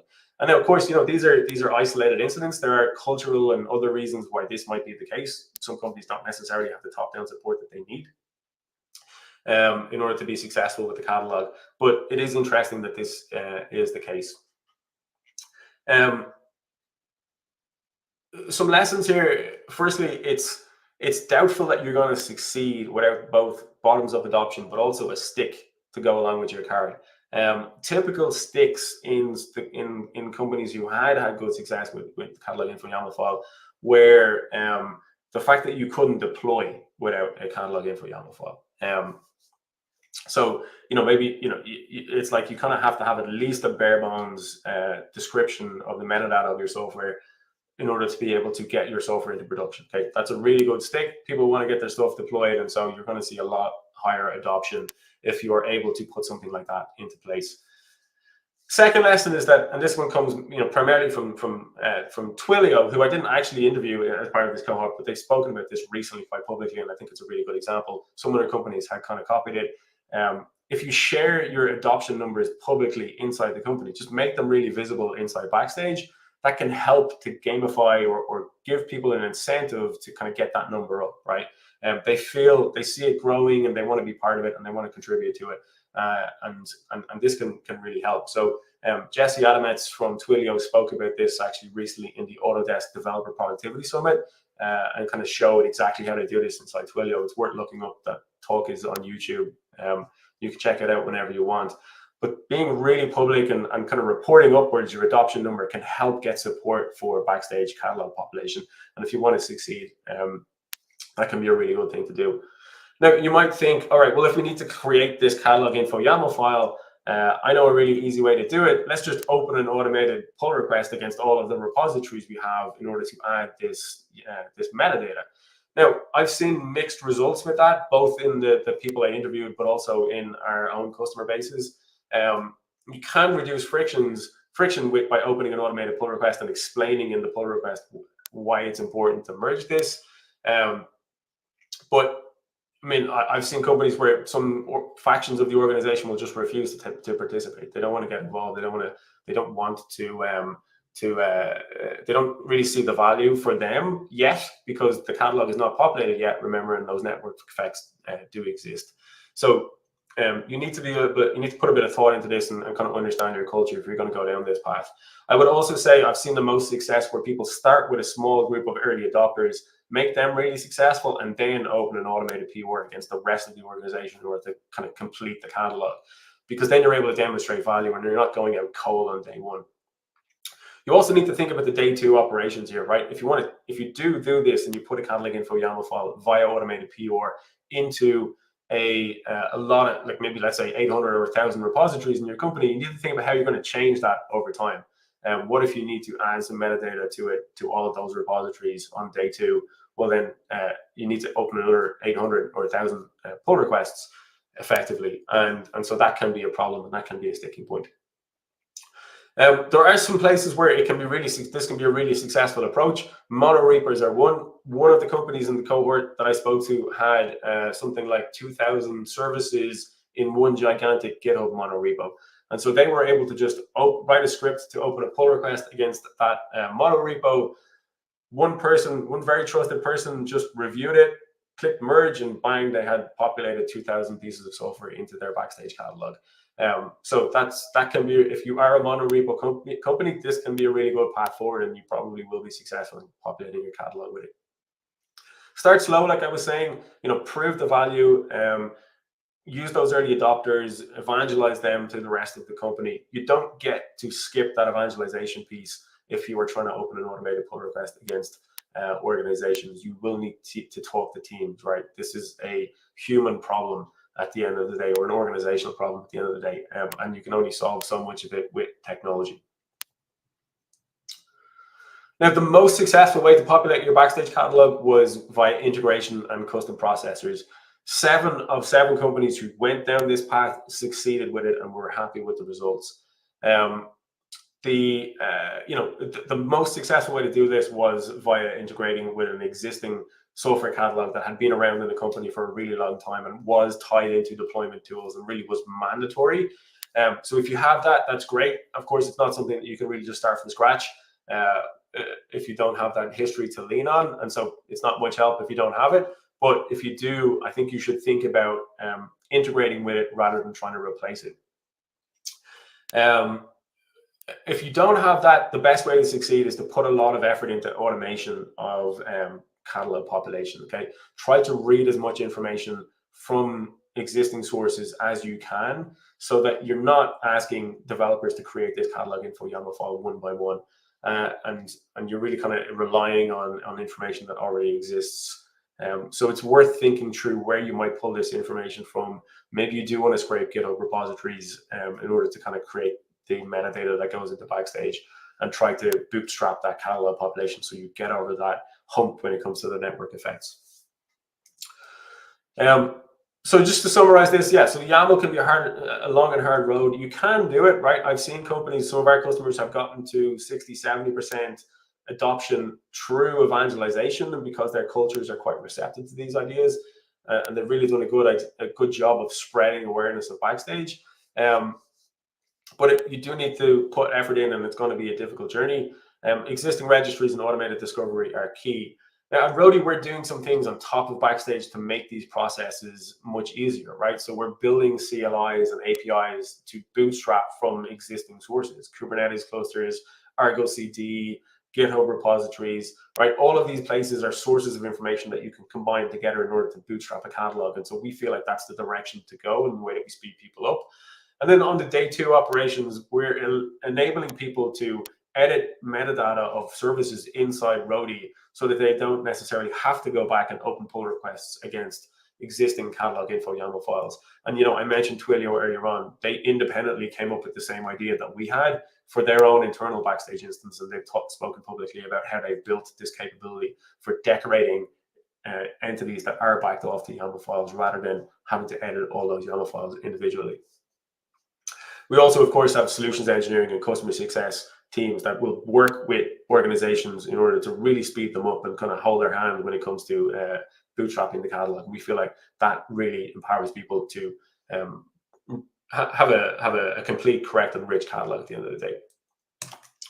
Okay, so tech docs then, you know, I mentioned earlier on, this is a bit of a mixed bag. The real reason why this is, it seemed from looking at the data set, is that some companies had an existing documentation solution that they were happy with, right? So if you have an engineering organization who's used to going to a place and consuming technical documentation in a specific way, and Confluence, it turns out, doesn't count in this case because people can't find anything, but it's really hard to just move them over to tech docs if they have a place that they're going to. There's just too much inertia in that, in the way that they're currently doing things. The second reason really is that, you know, tech docs works in a very specific way. It's what's called a docs-like code approach. You write your documentation in Markdown files alongside your code, and it goes through the pull request and peer review process that your actual code would. And so that's great because your documentation gets reviewed and it's easy to point out places where it needs to be fixed as part of that review process. But it is a slightly different way than some people like to write documentation. And so if you're used to using a WYSIWYG editor where you can just log in like Notion or Google Docs or whatever to write documentation, it can be difficult to get the people over the hump of learning a new way to do things. If you are going to try and push tech docs and generate adoption of it inside your company, again, it's really important to reduce the friction as much as you can. One of the really easy ways that you can do this, and one of the ways that we've seen successful in the interview cohort, was basically by creating a scaffolder template to allow people to add technical documentation into their repositories, so that they could just come along, run the scaffolder template. It would set up their repository with all of the kind of configuration that they need to get started with tech docs, and it's a much easier way for them to understand how to get started working with it. API specs, again, something that you can put inside the Backstage catalog alongside the software that your teams are building. Super use case for generating a high amount of daily active usage of Backstage. So one of the companies who've spoken publicly about this is Zalando. They have 6,000 engineers. They have 43% daily active usage of Backstage inside their engineering organization, right? So it's a critical piece of technology. And the most frequent use case for them is engineers looking up API specifications for software that's built inside the company, right? It's an API portal for them. Now, they've put a lot of effort into making sure that that works really well. So they have invested in technologies that will introspect services while they're on the way to production, produce an API spec, put that into Backstage, version it, make it searchable, and a whole bunch of other stuff that makes it really easy to find these API specs and make sure that they're up to date. You will likely have to think about the same thing. You won't just get that for free out of the box with Backstage, but if you can get a lot of API specs for useful services inside Backstage, it will drive a lot of usage. We're of course offering some features on Roadie out of the box to make this a little bit easier for you. Plugins, again, you know, I said mixed bag. I think it's important to really be intentional about the plugins you want to use. Don't just throw in open source plugins just because they happen to exist. Think about the problems you're trying to solve with plugins in the Backstage catalog. How are you trying to speed up your engineers? The most common or the best plugins are ones which will create new workflows for engineers, right? If you think about a high friction process where you have to go through 20 steps and in order to get something done, and people still have to do it, if you are able to wrap that in a plugin, put it into the Backstage catalog and make it visible for people, they will certainly go there to use it instead of the old workflow that they were using before. Larger companies are going to have to also invest in kind of education programs and empowering other teams to produce plugins. Okay, you're going to want plugins in there for workflows that you don't necessarily understand. The business logic is owned by other teams, and so the best bet there, and the way some companies from the interview cohort succeeded, was by educating those teams, not building plugins for them, but embedding in them, giving them documentation, teaching them how to write plugins, and making it really easy for them so that they could, they had maybe 30 internal plugins being developed at the same time from internal teams. And all of that stuff goes into Backstage and makes it increases the gravity of it, makes it a magnet. Software quality metrics or software maturity metrics, I mentioned earlier on, half of the people I spoke to were investing their own engineering effort in this. There's two main methods for it, really. One is surveys that live inside Backstage and ask engineering managers questions. Does your service consume PII, for example, was a common question. And then they store that information and then they report it in Backstage. When you look up a piece of software, you can see the quality metrics of it. The second way was a bit more automated. So they were scraping GitHub repositories, let's say recording versions of libraries that each piece of software used, and then reporting that inside Backstage so that you could spot software that was using old versions of Java or whatever else it means.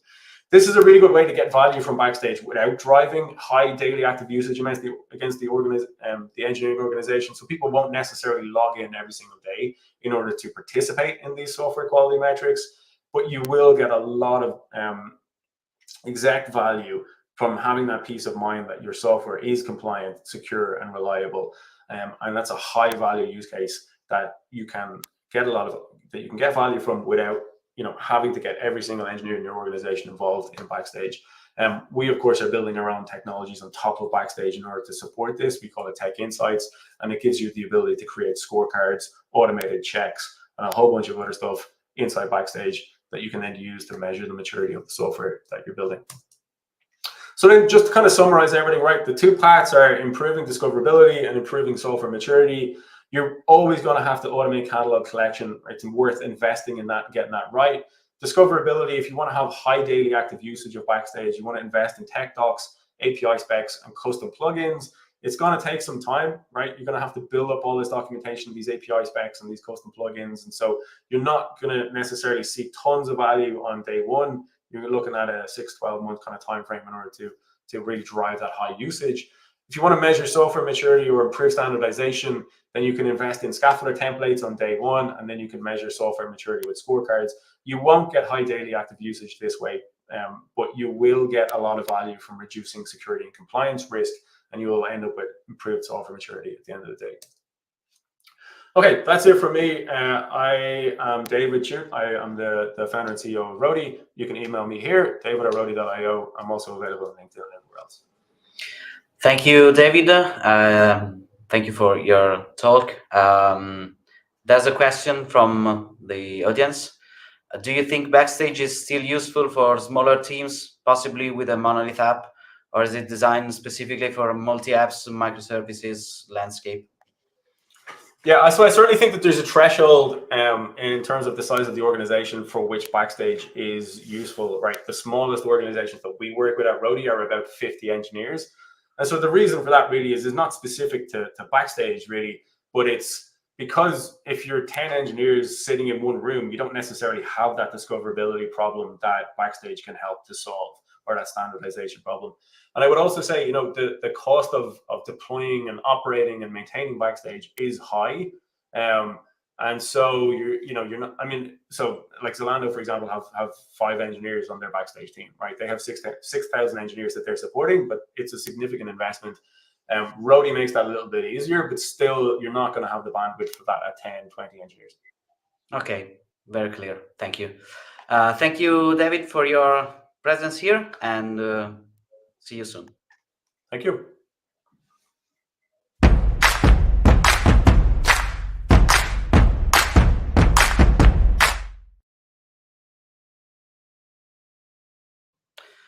Okay, so the next guest is from SparkFabrik. So welcome to the stage, Daniele Monti.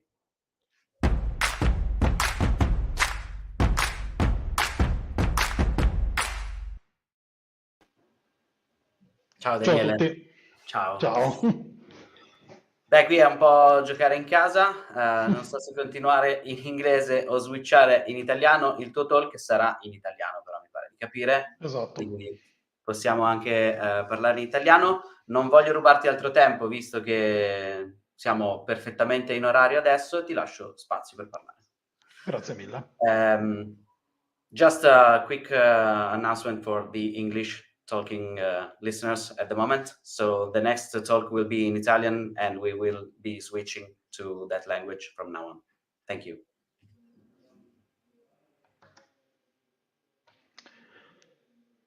Ok, allora buongiorno a tutti. Oggi vi presento un viaggio che parte da alcuni concetti base del mindset DevOps per arrivare al self-provisioning di servizi e infrastrutture cloud, passando da alcuni principi del platform engineering. Vi presento, sono Daniele Monti, lavoro come platform engineer in SparkFabrik e qui potete trovare alcuni dei miei link ai social. Iniziamo parlando dei principi che hanno portato all'esigenza di una platform per lo sviluppo di software in chiave moderna. La cultura DevOps è l'attuale set di principi su cui si basa il life cycle di sviluppo di software moderno, affidabile, che garantisca un buon livello qualitativo. E lo scopo è abbattere le barriere tra lo sviluppo del software e il mondo delle operation per creare un feedback loop rapido che sia in grado di intraprendere le eventuali azioni correttive o migliorative in modo efficiente e tempestivo. Con il termine shift left indichiamo un approccio che consiste nello spostare l'inizio delle operazioni dei test nelle fasi iniziali del nostro sviluppo. Inizialmente questo termine era stato coniato proprio targetizzando la sfera dei test, ma con il passare del tempo si è capito che questo approccio risulta vincente per tutto quel set di task che afferisce alla qualità del nostro prodotto, come ad esempio la sicurezza e il deployment. Come detto, la strategia è quella di spostare l'inizio delle operazioni e non semplicemente spostarle. Quindi l'idea è quella di distribuire i nostri task lungo tutto il nostro percorso evolutivo, facendoli iniziare nel momento in cui questi diano il maggior valore possibile. Questo permette una riduzione dei rischi, anticipando la presa in carico di determinati problemi ben prima delle fasi di release o quando saremo vicini alla deadline di consegna. I rilasci li potremo fare in maniera più semplice, più veloce e soprattutto con una maggior tranquillità, dato che avremo preso in considerazione e preso confidenza con tutti quegli aspetti potenzialmente critici della release che dovremo andare a fare. Quindi orientarsi a un paradigma che preveda una maggior prevenzione dei problemi piuttosto che una risoluzione in corso o peggio ancora in produzione, offre sicuramente benefici in termini di semplicità di costi, ma da non sottovalutare anche in termini di stress che poi grava sul team che si dovrà occupare della release. Quindi anticipare determinati task, come ad esempio i veri e propri test, fa emergere anche i punti di criticità della nostra applicazione. Questo ci permette di prendere maggior confidenza, essere più sicuri e offrire stime molto più verosimili delle risorse e dell'effort che va dedicato per eventuali fix o evolutive successive. Uno degli aspetti, come dicevamo, che può essere anticipato è quello della sicurezza, che deve essere introdotta quanto prima per evitare che tutto il nostro lavoro si basi su assunti errati difficilmente poi smantellabili. L'applicazione deve seguire gli standard di sicurezza fin dal principio. Oggi una delle frasi più comuni nel panorama della sicurezza è secure by design e dovrebbe essere proprio la parola design che funge da indicatore del fatto che questo aspetto va preso in considerazione nella fase progettuale, non nella fase esecutiva del nostro progetto. La sicurezza non può essere un modulo che forse andremo a sviluppare, un plugin che magari accenderemo a un certo punto. Deve essere un tassello base su cui basiamo il nostro sviluppo. Quindi se si vuole seguire un modello cloud native sicuro ed affidabile, è il caso di prendere in considerazione questo aspetto fin da subito per evitare di dover smantellare pezzi del nostro prodotto che sono anche estremamente difficili da smantellare e lasciare invece solo dei piccoli fix correttivi per le fasi finali dell'evoluzione. E parlando di sicurezza, i supply chain attacks oggi sono il tema caldo di questo panorama. Identificare ciò che il nostro software non può o non deve per policy includere nelle fasi iniziali perché è ritenuto vulnerabile, fragile, poco affidabile, potenzialmente pericoloso, è un'aberrazione che va introdotta fin da subito in modo da della nostra catena, cioè va introdotto fin da subito in modo da eliminare dalla nostra catena delle dipendenze tutto quello che potrebbe essere un potenziale rischio, anche perché gli ambienti di development o di pre-produzione, di staging, sono un ottimo punto di partenza per poi fare escalation in ambienti ben più pericolosi come la produzione, nei quali avremo anche degli impatti verso i nostri clienti finali. Inoltre, in termini di integrity, per rilasciare un'etichetta qualitativa ai nostri artefatti, sarebbe bene anche introdurre proprio nelle fasi iniziali dei sistemi automatizzati per la creazione della software bill of materials o per eseguire static code analysis e allegare questi report firmati digitalmente, quindi in maniera che offrono integrity a tutto questo, al nostro artefatto, in modo tale che i sistemi a valle possano prendere delle decisioni se deployare o meno l'artefatto o includerlo come dipendenza in software successivi che ne dipendono da questo.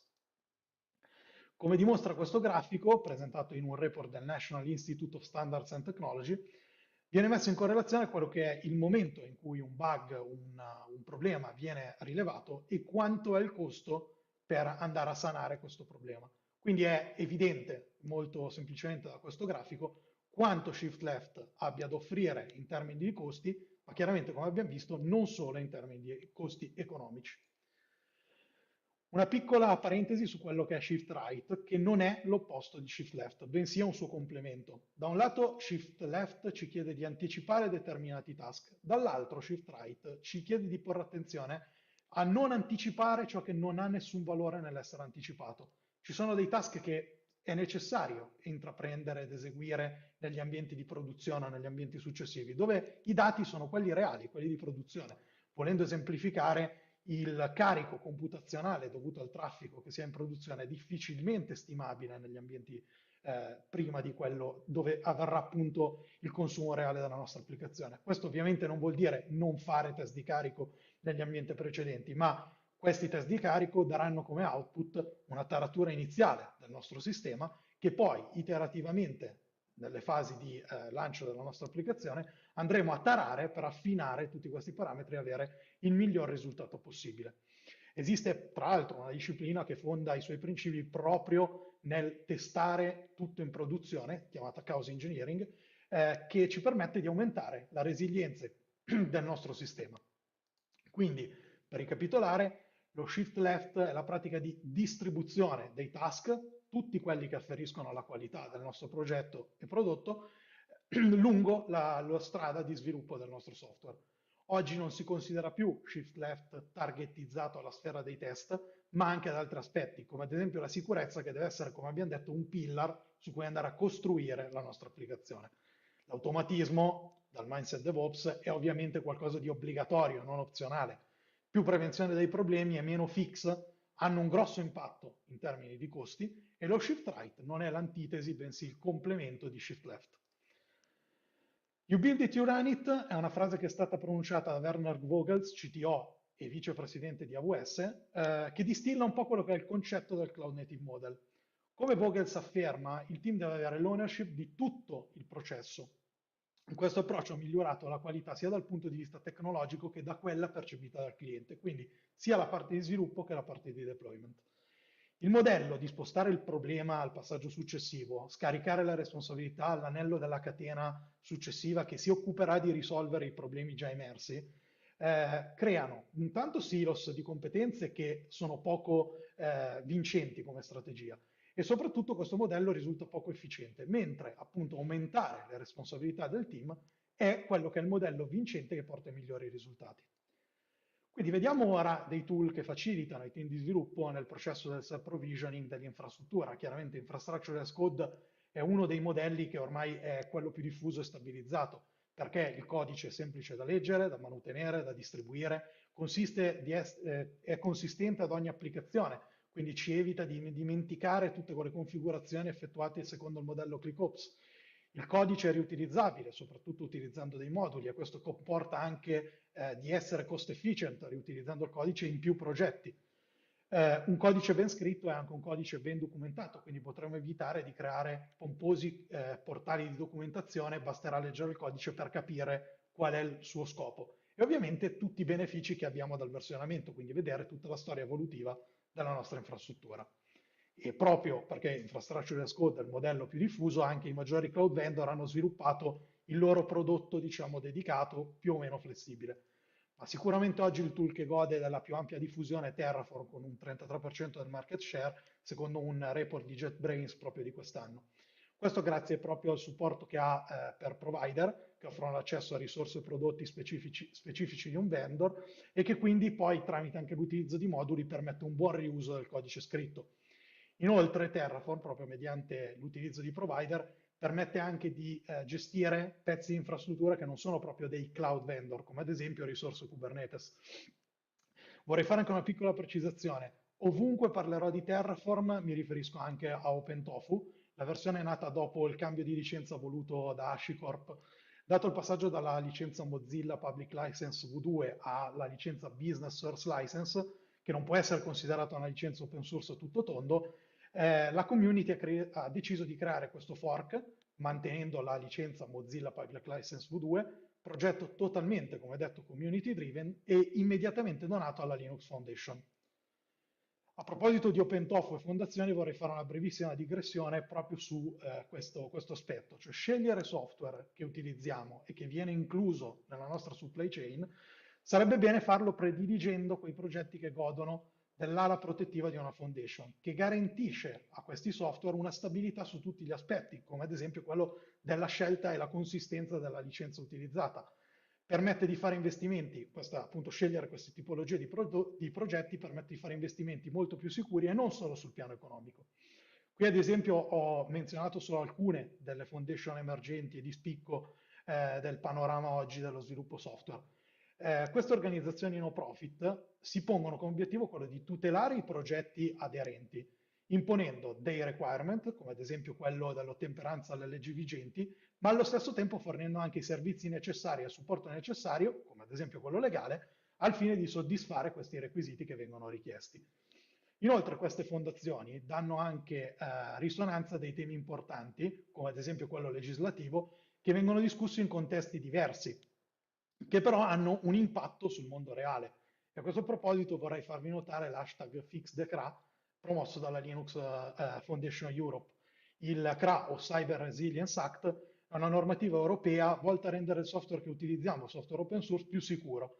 Anche se il principio di fondo è corretto, l'applicazione metterà in serie difficoltà quello che è il mondo dei software open source, perché verranno caricati i singoli maintainer o le fondazioni di costi e oneri da sostenere.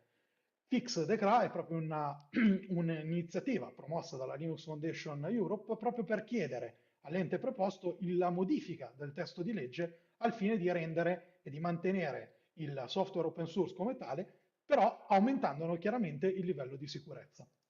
Tornando proprio sulla sicurezza, sarebbe utile avere sistemi automatizzati di analisi di qualità e sicurezza del nostro software ed esistono strumenti come quelli che qui ho elencato, ma sono solo degli esempi, che ci permettono possiamo utilizzarli per prevenire misconfiguration, evitare di introdurre codice malevole all'interno dei nostri progetti, e questo è per sottolineare ancora una volta l'importanza della sicurezza che oggi, fortunatamente, sta acquisendo sempre più rilevanza e di come l'industria stia anche creando dei prodotti specifici per quello che è l'infrastruttura, proprio perché questa è una superficie d'attacco molto ampia.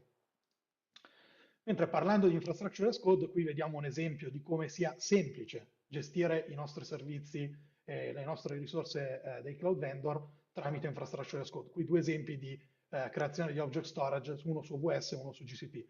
Ed essendo codice, vediamo anche quanto è semplice, introducendo banalmente un for each, quindi un loop, creare una stessa risorsa più volte, chiaramente con nomi differenti, ma quanto questo è semplice in termini di riuso di codice e dinamismo del codice che andiamo a scrivere.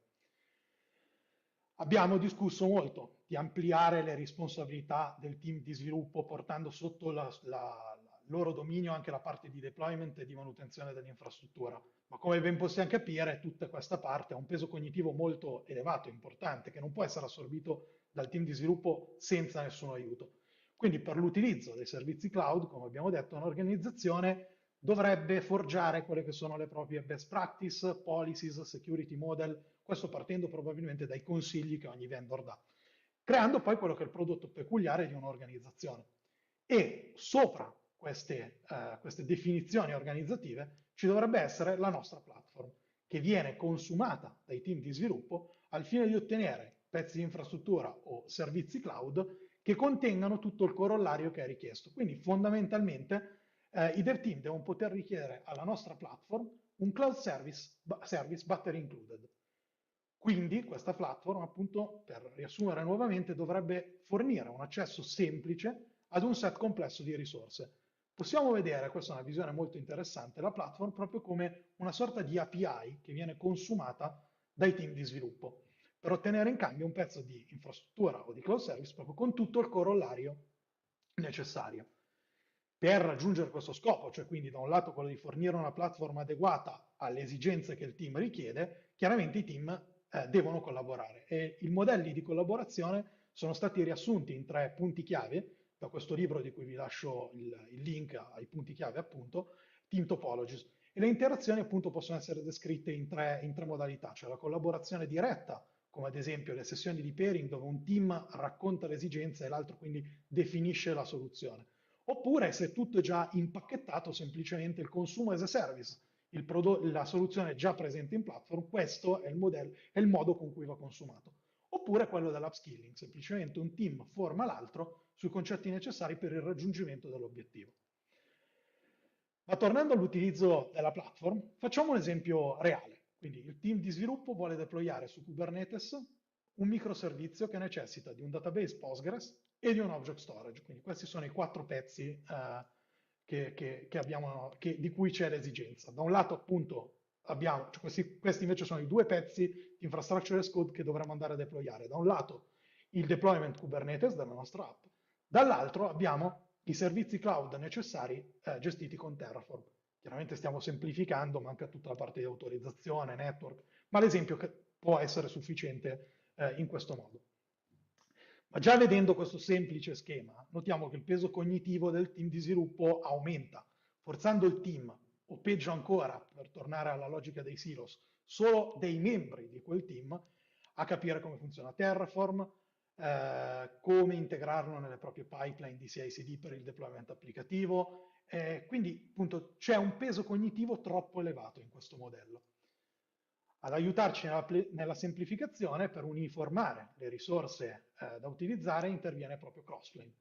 Crossplane è un framework per costruire una custom platform facendo affidamento alle sole risorse Kubernetes che vengono definite in file YAML.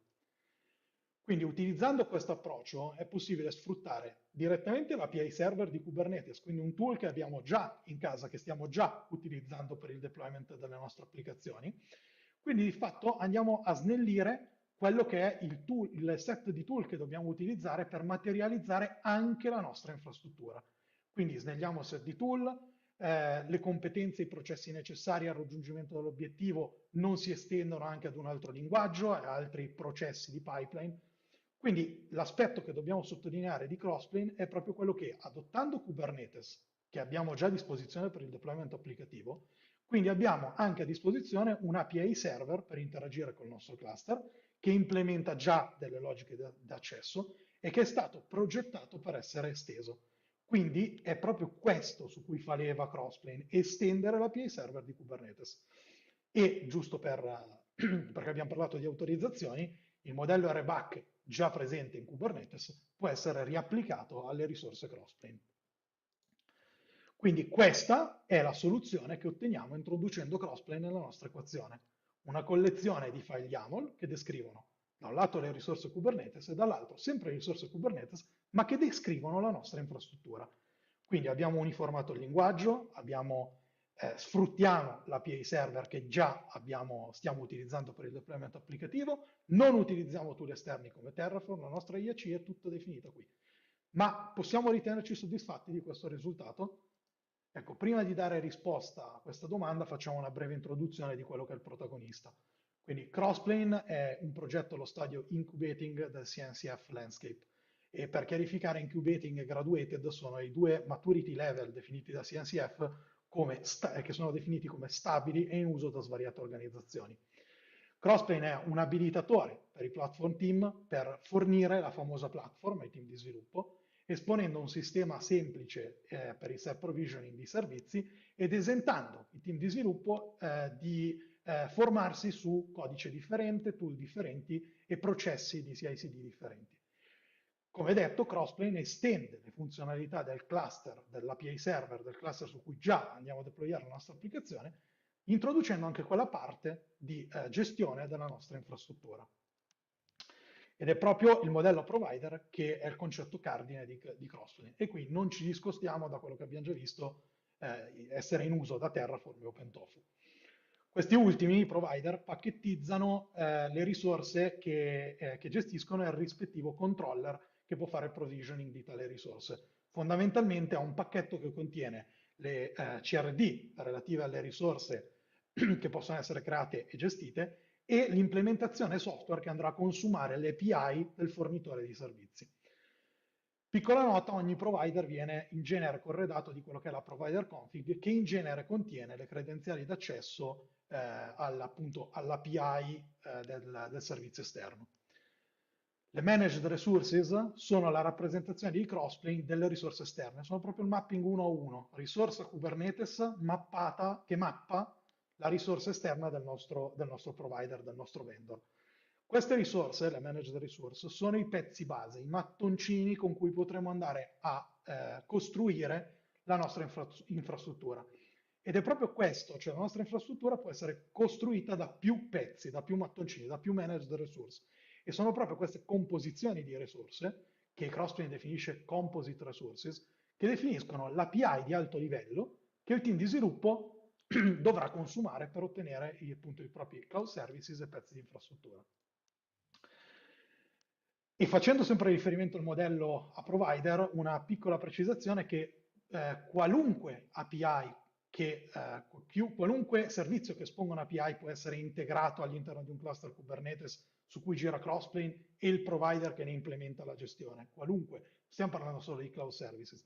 Infatti vi lascio qui un link a un fantastico blog post che contiene il link anche all'implementazione di un POC per un provider Crossplane che utilizza le API di Domino per gestire gli ordini della pizza. E credo che siamo tutti d'accordo sul fatto che non ci sia utilizzo migliore del nostro home lab se non deployare un ordine della pizza di Domino utilizzando Helm il venerdì sera. Comunque, a parte le battute, torniamo un attimo al punto a cui eravamo arrivati. Un bel wall of YAML che per quanto è più semplice da gestire, abbiamo uniformato il linguaggio, tutto passa dall'API server di Kubernetes, ma ancora comporta un peso cognitivo elevato. Le parti in movimento sono molte, le configurazioni da dover settare, conoscere, sono svariate, soprattutto non c'è nulla di opinionato che potrebbe essere già fornito dalla platform. Non è detto addirittura che il dev team debba sapere o sia una sua competenza dover prendere queste decisioni. Quindi non ci si può affidare a quello che è la platform che dovrebbe esserci. Ecco quindi emergere il famoso concetto di cui abbiamo parlato prima, che è un po' un punto di forza appunto di Crossplane, che sono le composite resources. Esse permettono di aggregare più risorse, i famosi mattoncini, quindi le managed resources, all'interno di un'unica risorsa composta. Le composite resource, come abbiamo detto, sono le API di alto livello da far consumare ai dev team. Sono appunto una risorsa di alto livello più o meno configurabile, questo verrà determinato appunto dalla platform, che sintetizza un po' tutti quei parametri necessari che servono per configurare i servizi esterni del provider a cui ci stiamo affidando. Quindi questo, che è il secondo livello di semplificazione, è il livello a cui dobbiamo tendere, è il livello che Crossplane ci permette di raggiungere ed è quello appunto che possiamo ottenere. Un unico YAML manifest per la parte infrastrutturale che esponga il giusto livello di configurazione, molto più semplificato, aumentando chiaramente il livello di astrazione. E questo potrebbe essere molto molto vicino al developers nirvana di cui si è parlato questa mattina durante il panel. Facciamo una piccola parentesi dovuta anche alla nomenclatura. Nell'ambito Crossplane i nomi Crossplane e Composite vengono abbreviati con una X. Questo per evitare di confondere i concetti base di Kubernetes, del dizionario di Kubernetes, quali Custom Resource Definitions e Custom Resources, con il dialetto Crossplane di Composite Resource Definitions, XRD, e Composite Resources, XR. Qui ho voluto proporre uno schema un po' di tutte le parti in movimento del sistema, evidenziando un po' le ownership, che come vedete sono interessanti da un punto di vista di quello che il dev team dovrà occuparsene. Quindi, guardiamo prima, il platform team si deve occupare di creare e manutenere le composite resource definition, con i set di valori di configurazioni che sono da richiedere al team di sviluppo, definendo ciò che è obbligatorio, ciò che è opzionale, tutto il set di valori di default vengono definiti qui. Dall'altro lato abbiamo le composition, che possono essere divise per ogni singolo vendor. Quindi una stessa composite resource definition può istanziare composition diverse sui vari vendor. Quindi questa composition poi è una collezione delle managed resource, torniamo di nuovo ai famosi mattoncini, che viene aggregata all'interno della composition e che verrà creata appunto dalla composition stessa. E a questo livello, quindi nella composition, vengono definiti anche come i valori di input devono essere applicati sulle managed resources. Per chiarificare, per fare un esempio proprio pratico, se volessimo fornire al team di sviluppo la possibilità di definire quello che è il dimensionamento di una macchina virtuale, di una VM, potremmo esporre un valore più astratto e più semplice da gestire e uniforme per qualunque vendor, che potrebbe essere quello small, medium, large. Dopodiché sarà la composition, applicando quelle che in Crossplane si chiamano transformation, applicherà, tra l'altro, una per ogni vendor, quindi verrà applicata lo small e medium large, verrà convertito in quello che è il valore peculiare di quel vendor e opinionato dalla nostra platform di cosa vuol dire small, medium, large come dimensionamento di macchina virtuale per ogni singolo vendor. Quindi anche questo è un ottimo strumento su cui far leva per astrarre ulteriormente quelli che sono i dati da richiedere ai nostri dev team. Inoltre la composition di default può essere, la composition da usare come default può essere definita nella custom resource definition. Quindi di nuovo possiamo fornire un livello opinionato della nostra platform nel quale se il dev team non ha necessità di richiedere un servizio proprio da un vendor specifico, si potrà basare su quello che è la policy di default che è stata definita. Quindi a questo punto, fatta questa panoramica su ciò che gestisce il platform team, il dev team praticamente si occupa solo del manifest del deployment dell'applicazione e della composite resource, ma a questo punto sarà un manifest piccolo con le sole configurazioni necessarie che il team ritiene necessarie per configurare i servizi di cui ha bisogno. Un altro vantaggio che ci portiamo a casa con l'utilizzo di Crossplane è che Crossplane può salvare le configurazioni per le connessioni a servizi esterni all'interno di secret dentro uno specifico namespace. Sempre per esemplificare, se volessimo creare una YAM access key, potremmo andare a salvare l'access key ID e l'access secret key ID all'interno di data di una determinata secret. Questo sicuramente migliora la nostra security posture perché eviteremo di far mandare dal team di operation dati sensibili su canali che non si sa se sono effettivamente sicuri, su Slack, tramite mail, tutto rimarrà all'interno di Kubernetes, quindi quello che bisognerà comunicare al dev team sarà: troverai una secret nel tal namespace e in questi data ci saranno i dati di cui avrai bisogno. Fatto questo, la nostra applicazione in chiave totalmente cloud native utilizzerà quei data come variabili d'ambiente iniettate per connettersi al cloud service che è stato creato. L'utilizzo di Crossplane, come abbiamo detto, ci permette di standardizzare il linguaggio utilizzato. Sono tutti file YAML, siano essi quelli del deployment applicativo o del deployment di pezzi di infrastruttura. Il deployment di questi manifest, inoltre, può avvenire nel momento in cui deployiamo la nostra applicazione. Quindi non serve più preallocare pezzi di infrastruttura prima del deployment dell'applicazione. Questo può avere anche un notevole impatto sui costi. I file YAML sono semplici file di testo, intellegibili da un essere umano, ma allo stesso tempo sono anche machine readable, quindi processabili da sistemi automatizzati. E di nuovo abbiamo tutti i vantaggi del versionamento. Anche qui l'evoluzione della nostra infrastruttura può essere tranquillamente ispezionata. Inoltre, dato che stiamo parlando di file YAML, che sono un po' le primitive con cui parliamo con l'API server di Kubernetes, questo processo si integra perfettamente, se utilizziamo Kubernetes, a quanto ne abbiamo già in essere. Se siamo avvezzi a un deployment tramite Helm, continueremo a utilizzare Helm, semplicemente integrando nei nostri chart o creando un chart dedicato le risorse di Crossplane. Se siamo più orientati a un deployment tramite un flusso GitOps, continueremo a utilizzare controller come Argo CD o Flux per deployare, versionando i nostri manifest in un Git repository. Saranno appunto questi controller che faranno il sync verso il nostro API server.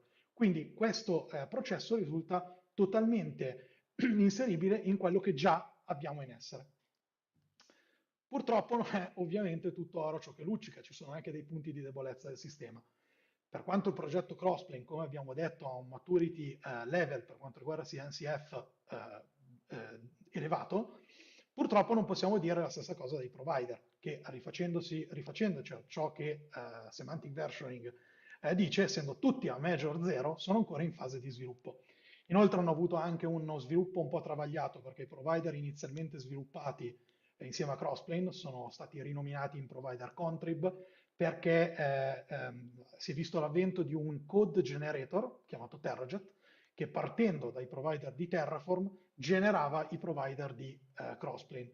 Anche questo progetto è stato deprecato ed è stato sostituito da AppJet, che è di nuovo un code generator che parte dai provider Terraform, però è gestito e manutenuto dalla stessa azienda che oggi maggiormente gestisce il codice di Crossplane.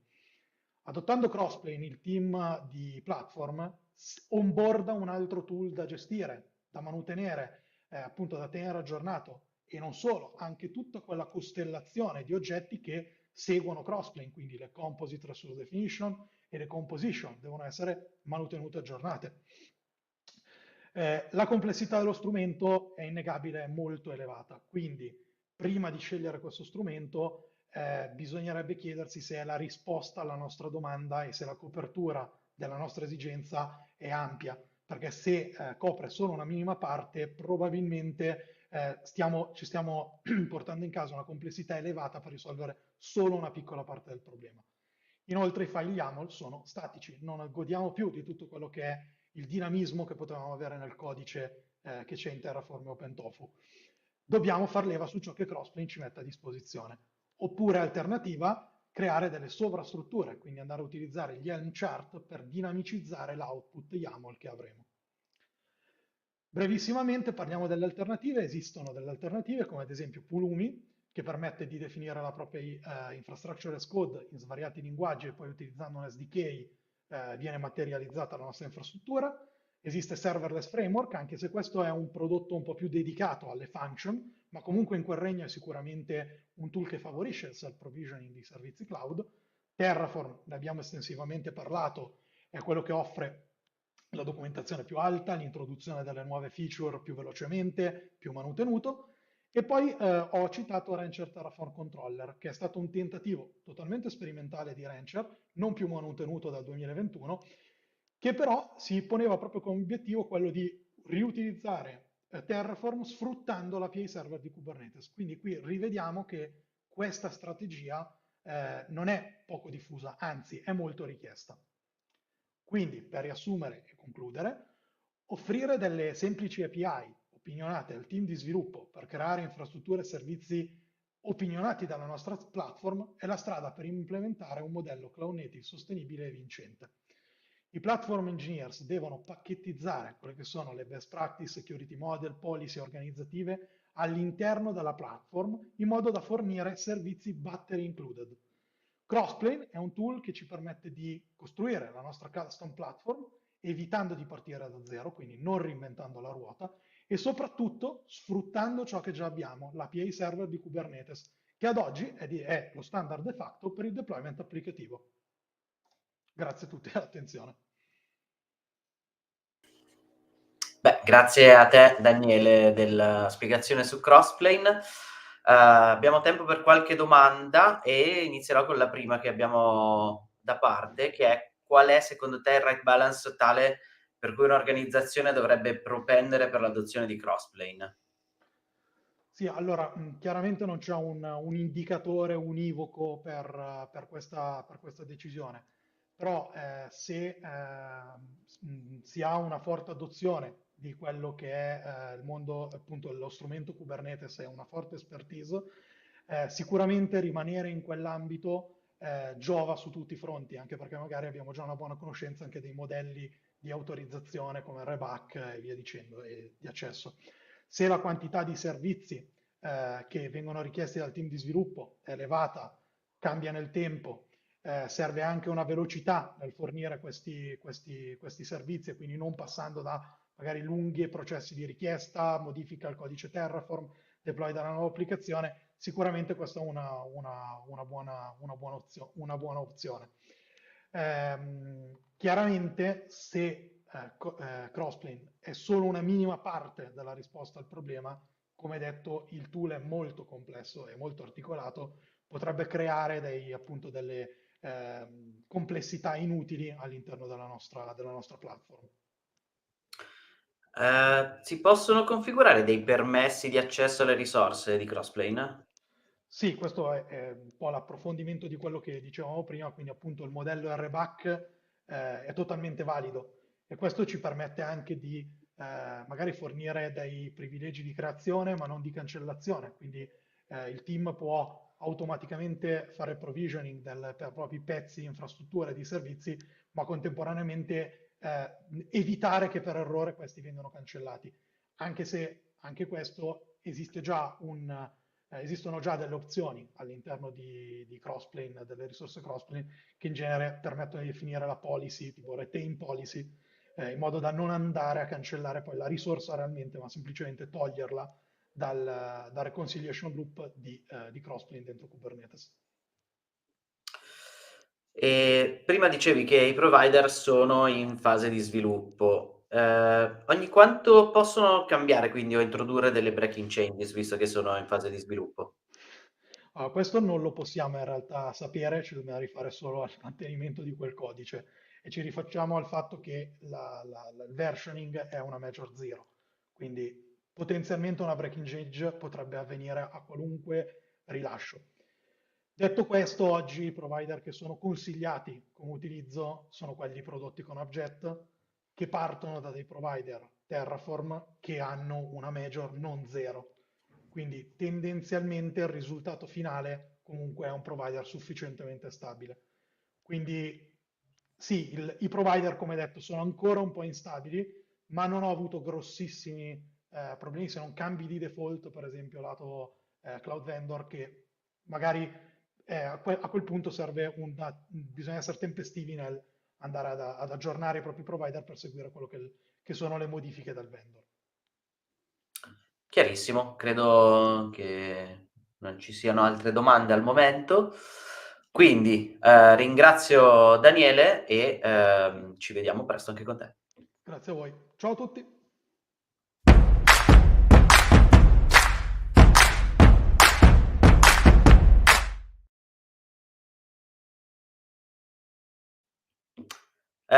Quello che stiamo per sentire invece è l'ultimo talk della giornata, quindi inviterei sul palco Edoardo Dusi.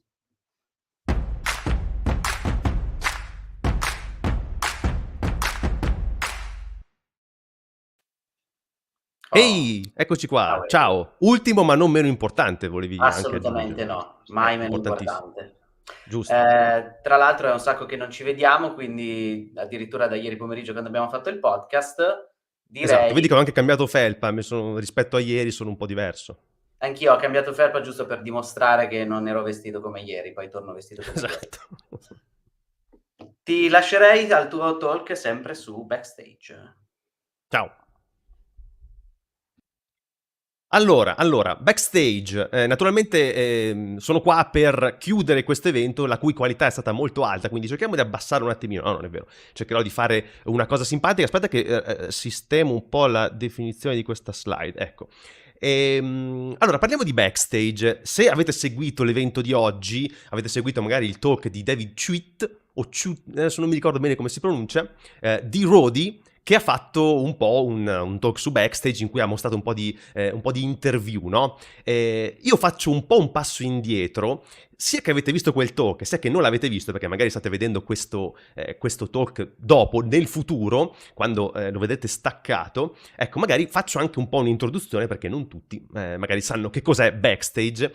E poi volevo far vedere un attimino quanto sia effettivamente facile installare Backstage, integrarlo con il proprio team, con il proprio catalogo di applicazioni e servizi, in modo da far vedere proprio che la potenza di questo tool è effettivamente bilanciata dalla facilità di installazione, utilizzo e customizzazione. Proviamo a fare questa roba. Partiamo proprio dalle basi, da che cos'è Backstage? Però stringo, non vi faccio tutto il discorsone. Ma fondamentalmente Backstage è questo service catalog, ecco, possiamo dire che il punto centrale è questo service catalog. È definito developer portal, però fondamentalmente vuole essere l'unico, se non il più importante almeno, punto di accesso per gli sviluppatori a tutto il catalogo di servizi e applicazioni che hanno nel proprio team, per fare appunto quella famosa discovery, che poi si diceva nel panel introduttivo, dei servizi di un team, di una compagnia, di un'azienda, ecco, per vedere un po' qual è lo stato, dove si deve andare per vedere la documentazione, quali sono le definizioni delle API, come sono interconnessi i servizi, perché naturalmente magari abbiamo un front-end più back-end, o anche soltanto un front-end e back-end e vogliamo vedere quali sono le connessioni, quali sono le API consumate, chi le fornisce. Ecco, questo vuole fare Backstage, darvi un unico punto d'accesso in cui una volta entrati trovate tutto, o il più possibile. Quindi è un servizio proprio creato, un prodotto creato e pensato per darvi questa discovery dei servizi del vostro team e per facilitare naturalmente l'onboarding di nuovi membri del vostro team. Perché se voi date a un nuovo membro del team un unico login, fate login su Backstage e da lì questo nuovo membro può vedere tutti i componenti, può vedere le definizioni delle API, i repo collegati a ciascun progetto, la documentazione collegata a ciascun progetto, e magari può anche creare nuovi componenti utilizzando i vostri template, quindi facendo scaffolding di nuovo componente utilizzando i vostri template, quindi con le best practice della vostra azienda. Ecco che il processo di onboarding è super facilitato, no? In questo senso.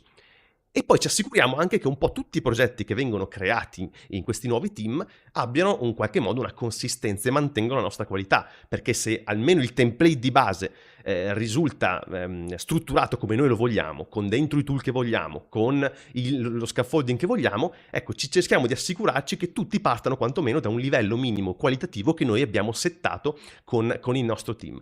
E poi naturalmente cerchiamo di incrementare la knowledge sharing, la collaborazione tra i membri del team per scambiarsi informazioni, aggiungere nuove informazioni, ecco, eliminare quella frizione che a volte c'è nel aggiungere un pezzetto di documentazione mancante o cercare quella documentazione che proprio non riusciamo a trovare.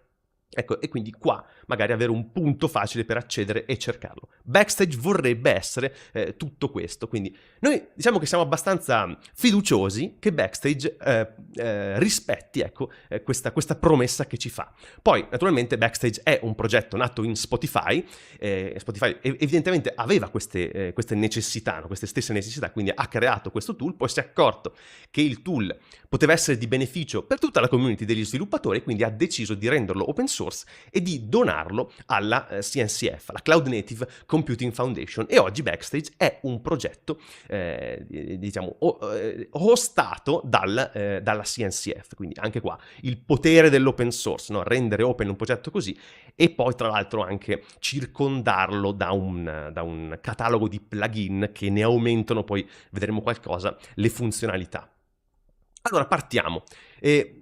Ho deciso di strutturare questo talk come se fosse un progetto interno, cioè siccome il nostro obiettivo è capire quanto sia facile effettivamente adottare Backstage in un team che non ce l'ha e magari ne ha sentito anche parlare poco, secondo la documentazione di Backstage l'adozione è molto facile. Noi ci fidiamo, però vogliamo provare. Quindi ho strutturato questo come se fosse un progetto interno con una compagnia che vuole adottare Backstage, e quindi creerò delle issue, dei task da eseguire per portare Backstage dallo step base dell'installazione a quello finale che poi vedremo. Quindi partiamo dalla prima issue che ci viene data dal nostro CTO, il CTO di SparkFabrik. Qui l'ho scritta, no, con questa sintassi tipo BDD, in cui il CTO di SparkFabrik ci chiede di provare ad avere Backstage up and running, diciamo sul nostro cluster. Adesso io lo installerò in locale, però facciamo finta che sia il cluster, poi dopo portarlo sul cluster è a 2 clic di distanza, ecco. Quindi per rispettare questa prima issue dobbiamo avere Backstage up and running. Come si fa ad avere Backstage up and running? Seguiamo la documentazione, quindi qua io faccio esattamente i passaggi che mi dice la documentazione, lancio il comando npx backstage create app da command line E qui partirà quindi l'installazione di Backstage. Devo dare un nome al mio developer portal e parte tutta l'installazione di pacchetti. Vedete lo scaffolding, passa un po' di tempo per installare i pacchetti su Yarn e quando finirà l'installazione io mi aspetto di trovarmi una nuova installazione che posso vedere con Yarn Dev. Yarn Dev non fa altro che far partire i due server, il server di backend e il server di frontend, perché ricordo che sono due, per chi non lo sapesse, sono due separati, il backend Node e il frontend React. Ecco che parte Backstage. Questo è già il Backstage up and running. Ha dei componenti di esempio che il pacchetto di command line mi ha già fornito. Posso già andare a vedere che cosa c'è qua dentro, il grafico dei componenti, il catalogo con questo example backstage. Naturalmente vedo un po' di tab, sono tutti vuoti perché dovrò riempire io questi buchi, no? Sono un po' di esempi per vedere come ci si muove. Questo è un esempio di API, per esempio, un API gRPC. C'è anche, vedete, una tabella di provider. Insomma, sto già iniziando a capire che cosa potrebbe essere. Ma soprattutto ho risposto alla prima issue del mio CTO che mi chiedeva di avere Backstage up and running. Eccolo qua. Backstage è effettivamente up and running. Che cos'ho con questa installazione? Niente, praticamente niente. Cioè, ho la core platform. Ho la core platform che è questo backend in Node con un database SQLite e ho il frontend in React. Dopo ho un po' di componenti di esempio che mi danno insomma un'idea di come funzioni. Ho il plugin system già funzionante. Ricordo anche che i plugin sono isolati, nel senso che tra di loro non comunicano direttamente, ma vanno sempre a fare richiesta HTTP al backend di Backstage. Poi ogni richiesta ritorna e funziona tutto così, ok? Quindi nessuno può avere accesso direttamente agli altri, ma passano tutti da un server centrale, quindi c'è anche un occhio alla sicurezza e all'isolamento. Poi ho un po' di file di configurazione in YAML, naturalmente. Ora, per rendere questa roba utile in qualche modo al mio team, la devo integrare, devo integrarla con i miei servizi. Quindi andiamo avanti. Qui voglio fare un po' una mappa della mia piattaforma, no? Vediamo come cresce. Adesso ho solo Backstage, l'ho buttato lì in mezzo, non serve a niente, ma vedremo come crescerà nel tempo. Quindi, la seconda issue inizia a essere un pochino più interessante, perché ho uno SparkFabrik dev, quindi un membro del mio team, che mi dice che vorrebbe che l'app React, la sua app React, questo front-end in React, fosse parte del catalogo di Backstage, così che può gestirla, può monitorarla, può fare onboarding di nuovi dev. Quindi benissimo, abbiamo già questo task di integrare. Ci arriva, di soppiatto, arriva anche un DevOps engineer che dice, però, aspetta, ho visto che Backstage ha SQLite di default, però io vorrei un database relazionale, vorrei che questi dati che Backstage ha fossero persistiti, così lo possiamo gestire noi nel nostro toolchain, con i backup, eccetera. Va benissimo. Allora noi cercheremo di rispondere a questa issue con queste due richieste. Innanzitutto andiamo a studiare un attimino che cos'è questo catalog di cui si parla, in cui dovrebbe entrare la nostra app React. Fondamentalmente è questo sistema centralizzato che ci permette di avere una overview di tutti i nostri componenti, per vedere la ownership, per vedere dei metadati che descrivano i componenti e le loro relazioni. Questi metadati, poi lo vedremo, sono fondamentalmente dei file YAML. E quindi noi possiamo avere una vista unificata ad alto livello dei servizi, librerie, dei siti, qui dice anche proprio di machine learning models, insomma di qualunque cosa noi entri a far parte dell'ecosistema del nostro team. Quindi la parola chiave qua è discoverability. Vogliamo avere un overview e vogliamo che sia discoverable. Benissimo.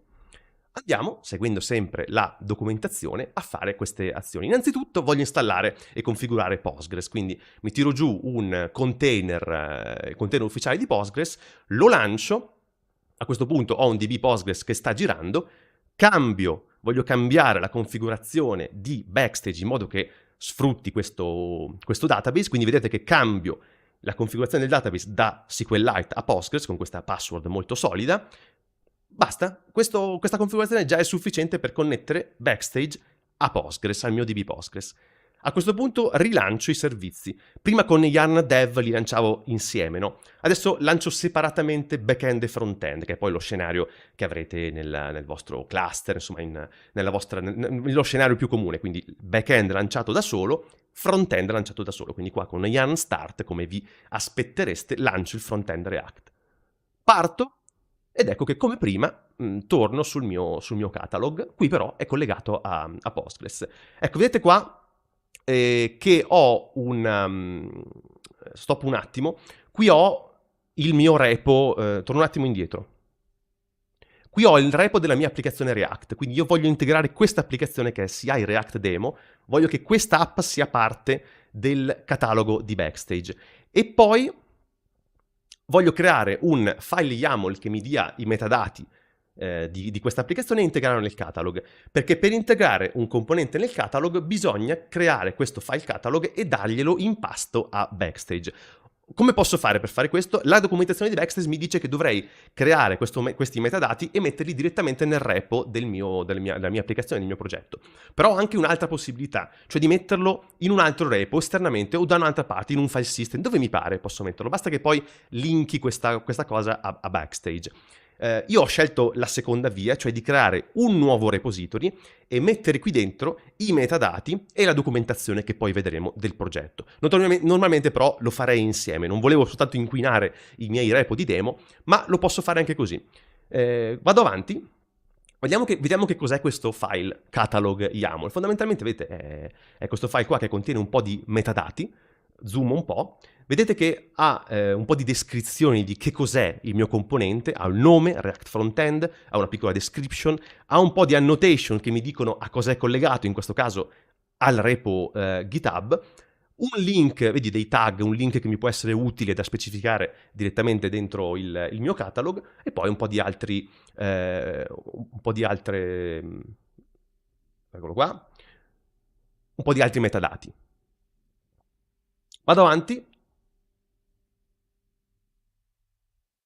Scusate, che qua mi sembra bassa la risoluzione. No, è buona. Ok, quindi questo è il mio catalog. A questo punto lo voglio integrare. Vado a creare un nuovo componente. Vedete che ho fatto register new component, quindi io dal catalog, quando vado a fare create, mi dà la possibilità di registrare un componente esistente, perché il mio front-end React è esistente. Quindi vado a fare register new component, gli metto il link del mio file YAML del catalog che vedevamo prima, quindi proprio il link al file YAML. Analyze, Backstage se lo legge, se lo parsa, e mi crea il componente. Lo vado a vedere, eccolo qua.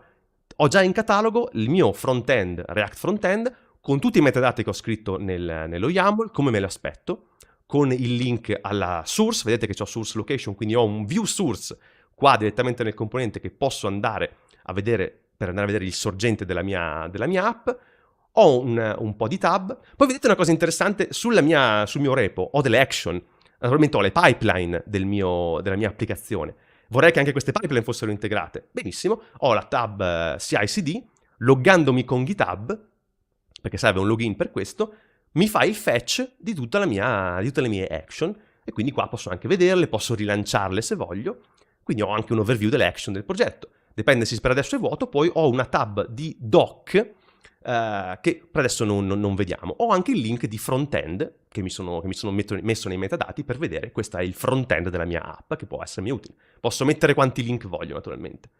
Quindi ecco, ho aggiunto il componente al catalog e ho tutti i dati che possono servire per vederlo. Vedete che ho anche l'owner, ho messo anche l'owner di questo progetto, ho messo il tag. L'owner mi può servire per vedere, per esempio, chi è appunto l'owner di questo progetto. Questo è fantomatico gruppo devs, di cui membri per adesso c'è solo uno, che è questo front-end lead. Però immaginate in un contesto molto ampio dove ho tanti team e tanti progetti, posso andare a vedere chi è in carico, chi è responsabile di un progetto, chi di un altro, e insomma andare poi a chiedere direttamente alle persone responsabili, no? Sono piccole cose utili anche queste. Allora, a questo punto ho ampliato un po' la mia mappa, la mappa della mia piattaforma, perché adesso ho messo questo componente in Backstage collegato con il DB Postgres, e il mio componente è collegato a questo GitHub repo con la sua CI/CD. Molto bene, ho risposto alla richiesta del mio team, del mio dev, e anche alla richiesta del DevOps che voleva il DB Postgres. Siamo molto contenti. Adesso arriva un'altra richiesta, la terza issue. Lo SparkFabrik Dev mi dice, bene, adesso vorrei collegare anche la documentazione tecnica di questo progetto, così possiamo accedere dal nostro utente. Io già sapevo che dovevo linkare la documentazione tecnica, quindi sarà molto, molto facile, perché c'è un'annotation da fare, l'avete già intravista, e ci colleghiamo direttamente la doc. Però arriva anche il technical writer di Spark che mi dice, benissimo, visto che colleghi la doc, dammi anche modo magari di editarla direttamente, così poi non ho più scuse. Quando devo aggiungere, devo fare update della doc, non ho più scuse perché sono a un click di distanza e posso modificare direttamente. Va bene, noi risponderemo a tutte queste esigenze del nostro team. Partiamo proprio dall'integrazione della doc, che è super facile. La doc, se vi ricordate, vive già in un altro repo. Quindi cosa faccio? Vado a editare il file del mio catalog, i metadati, cambio l'annotation techDocRef perché ho voluto mettere la doc in un altro repo, altrimenti se la sarebbe presa dalla root del progetto. Di default lui se la prende dalla root del progetto, infatti prima c'era il punto, no, per dire che la directory era quella della root e si prendeva la doc da lì. Io invece la voglio linkare in un altro repo. Una cosa che posso fare, gli do l'URL del repo dove sta la documentazione. Cambio anche la description, perché così voglio vedere che si aggiorna il progetto anche nella description.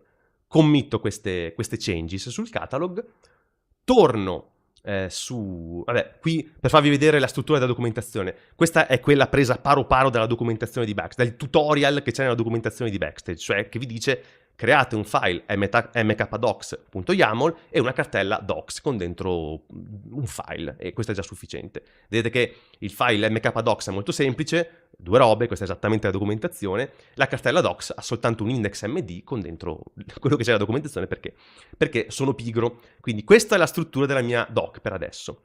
Mi aspetto di averla linkata, faccio un refresh da Backstage del progetto, vado a vedere la tab docs, vedete che sta già fetchando qualcosa, eccolo qua. Ho già la docs dentro il progetto con il file che mi aspettavo di avere, con example, esempio. Questo è già quello che ho scritto. Ricordate che, aspetta, ve lo faccio rivedere. Ricordate che una richiesta del technical writer era anche di poter accedere in edit direttamente alla docs. Eccolo lì, pulsantino di edit. Siccome ho collegato con il GitHub repo, se clicco su edit vado in modifica dall'IDE di GitHub direttamente sul file di documentazione. Naturalmente l'editor deve essere loggato su GitHub per poter accedere in scrittura a questo file, è ovvio. Però una volta che c'è, basta cliccare da lì sull'edit, s'atterra qua. Adesso io ho fatto l'esempio con GitHub, potevo farlo con GitLab, con altre cose, però su GitHub è così, no? Arrivo, scrivo anche 2 cosette per vedere i cambiamenti, committo, qui non so perché non si vede l'update, comunque ho committato, rifaccio il fetch dal componente di Backstage e mi aspetto di trovare la documentazione aggiornata. Andiamo a vedere, andiamo su Docs, si sta rinfrescando, refresh, eccolo qua. Documentazione aggiornata con anche un bel table of contents perché ho messo l'H3 in mkdocs e vedete che posso anche andare su view tech docs dall'esempio che mi porta la view della doc di Backstage che è ancora più completa. Posso anche avere un search. Vedete per esempio se io qua adesso cerco una parola che so di aver scritto, mi arriva già il documento, è già stato indicizzato praticamente, ho già il documento indicizzato.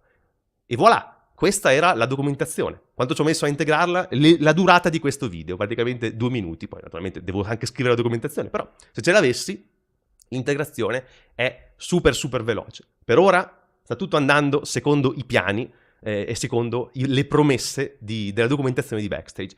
Questa è per adesso la mappa della mia piattaforma, quindi ho aggiunto questo puntino sulla technical documentation che si collega al mio componente React e al GitHub repo, naturalmente sta nel GitHub repo. Benissimo. Arriva la quarta issue. Bisogna fare bootstrap di un nuovo progetto Node. Perché naturalmente io adesso ho un front-end, però il mio progetto è appena partito, abbiamo già il front-end messo in piedi, serve mettere in piedi un API, un back-end.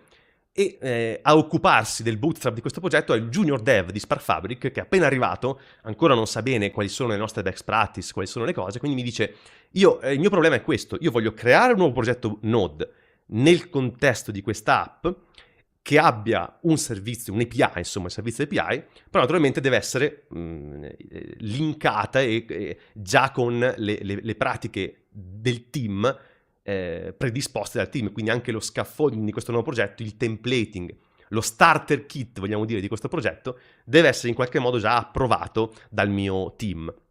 E questa cosa la posso fare con Backstage. Vediamo come, ce lo dice naturalmente la documentazione. Quando io faccio create, avete visto che prima, quando ho importato la mia app React, ho fatto register existing component. Qui invece andrò a creare un nuovo componente basandomi su un template. Anche nel talk di David prima menzionava i template e menzionava il fatto che i template fossero customizzabili naturalmente a seconda delle esigenze della tua organizzazione, del tuo team. Quindi ti puoi creare i template per fare scaffolding di app come meglio ti servono nel team. E Backstage di default ti dà già dei template da cui partire di base, oltre naturalmente a quelli che ti puoi scaricare da altri plugin, da Backstage stesso o da terze parti, per fare starter kit di nuove app. Ora io in questo caso, nell'installazione iniziale di Backstage, ho un template di base per un'app Node.js. Mi basta questo, non sono voluto andare oltre, mi basta avere questo template, ma sappiate che naturalmente sono configurabili. Quindi, invece di registrare un componente esistente, scelgo di creare un'app con questo template Node.js. Quindi scelgo, do un nome al mio componente, lo chiamo test component, perché ho fantasia, dico che l'owner sono io, questo è il mio utente GitHub, e do anche il nome del repository, perché voglio che crei il repository, naturalmente, per fare scaffolding. Quindi creo, e qui Backstage sta andando a creare il repo su GitHub con la struttura di template che gli ho dato io, che aveva in questo template. Vado a vedere questo test component, già pronto, eccolo qua, è un servizio, clicco sulla view source, mi porta già al source, vedete, test component creato su GitHub da scaffolder.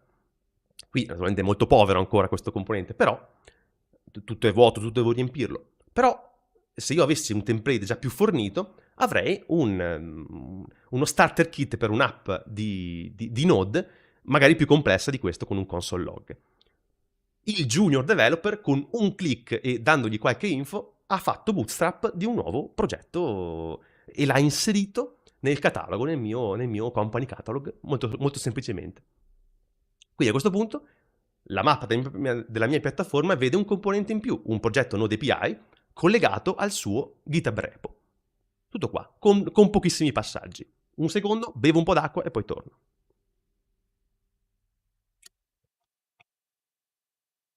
Ok. A questo punto, che abbiamo questi due progetti, diciamo, up and running e inseriti nel catalog, arriva una richiesta inattesa, ma non tanto inattesa se avete seguito anche il talk di Daniele sullo shift left. Si vuole aggiungere qualche feature di sicurezza, quantomeno una osservazione dello stato della security del nostro progetto. E questo SparkFabrik Dev, che tra l'altro è anche dentro OpenSSF, quindi segue i dettami della security di OpenSSF, ci dice che vorrebbe vedere il report degli scan di security direttamente dentro Backstage nel nostro componente React, così che può vedere, può monitorare, può migliorare la sicurezza generale. E io so, e se avete seguito anche il talk di David di prima sapete, che c'è questo marketplace di plugin. Cioè io posso aggiungere a Backstage, posso estendere le sue funzionalità con dei plugin. E questo è anche proprio il potere dell'open source, no? Ho un sacco di plugin disponibili, alcuni me li dà Backstage, il team di Backstage me li fornisce, altri me li forniscono team di terze parti che hanno creato dei plugin e li hanno messi a disposizione della community. Quindi io vado sul plugin directory, cerco il plugin che mi interessa e seguo le semplicissime, davvero gli semplicissimi step per installare e integrare un plugin all'interno del mio developer portal. Quindi, ricordando che il mio obiettivo è collegare i report di security OpenSSF dell'app su GitHub dentro Backstage, vado e inizio cercando il plugin che mi serve e installandolo. Casualmente il plugin che mi serve è stato creato proprio da Roadie. Questo è così, è successo per caso, no, non è vero ovviamente. Roadie ha creato un bel plugin per collegarsi con i report di security di GitHub. E per installare e configurare il plugin basta che faccio uno yarn add dalla cartella dei packages app della mia applicazione, installa tutto, naturalmente, tutte le sue dipendenze. A questo punto edito il codice della mia app. Come lo edito? Seguendo sempre la documentazione. La documentazione del plugin mi dice di andare a modificare entity page se voglio aggiungere la rotta di questo plugin nelle tab del mio componente. Mi basta andare a modificare entity page e mettere il path del plugin.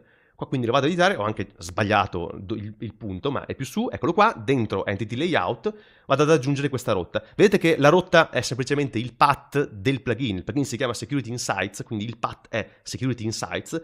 Crei una nuova root e la aggiungiamo all'entity layout dei componenti. Questo si può aggiungere su tutti i tipi di componenti del catalogo di Backstage. Quindi ho aggiunto questa rotta ed ecco, come mi aspettavo, che è apparso un nuovo tab dentro il componente React. Questo tab si chiama Security Insights perché era il title del tab che ho dato in entity layout. Mi richiede un login a GitHub perché va a prendersi le cose e però mi dice, aspetta, sono collegato ma non c'è niente in GitHub. Sì, perché devo ancora configurare il security scan in GitHub. Lo vado a configurare, cerco OpenSSF scorecard, eccolo qua, così lo voglio integrare direttamente, quindi configurare scorecard in GitHub sono 2 clic, quindi configuro scorecard, committo questo YAML, naturalmente bypassando le mie policy di sicurezza, quindi vado direttamente a committare sul main branch. C'è poi una action che deployerà questo file scorecard YAML sul mio branch main. A questo punto su Security Insights, eccolo qua, mi fa il fetch con tutte le issue che riguardano le mie policy di security. Su ognuna posso fare dismiss, confermare. Naturalmente adesso sono tutti errori perché non ho fatto ancora niente su questo progetto.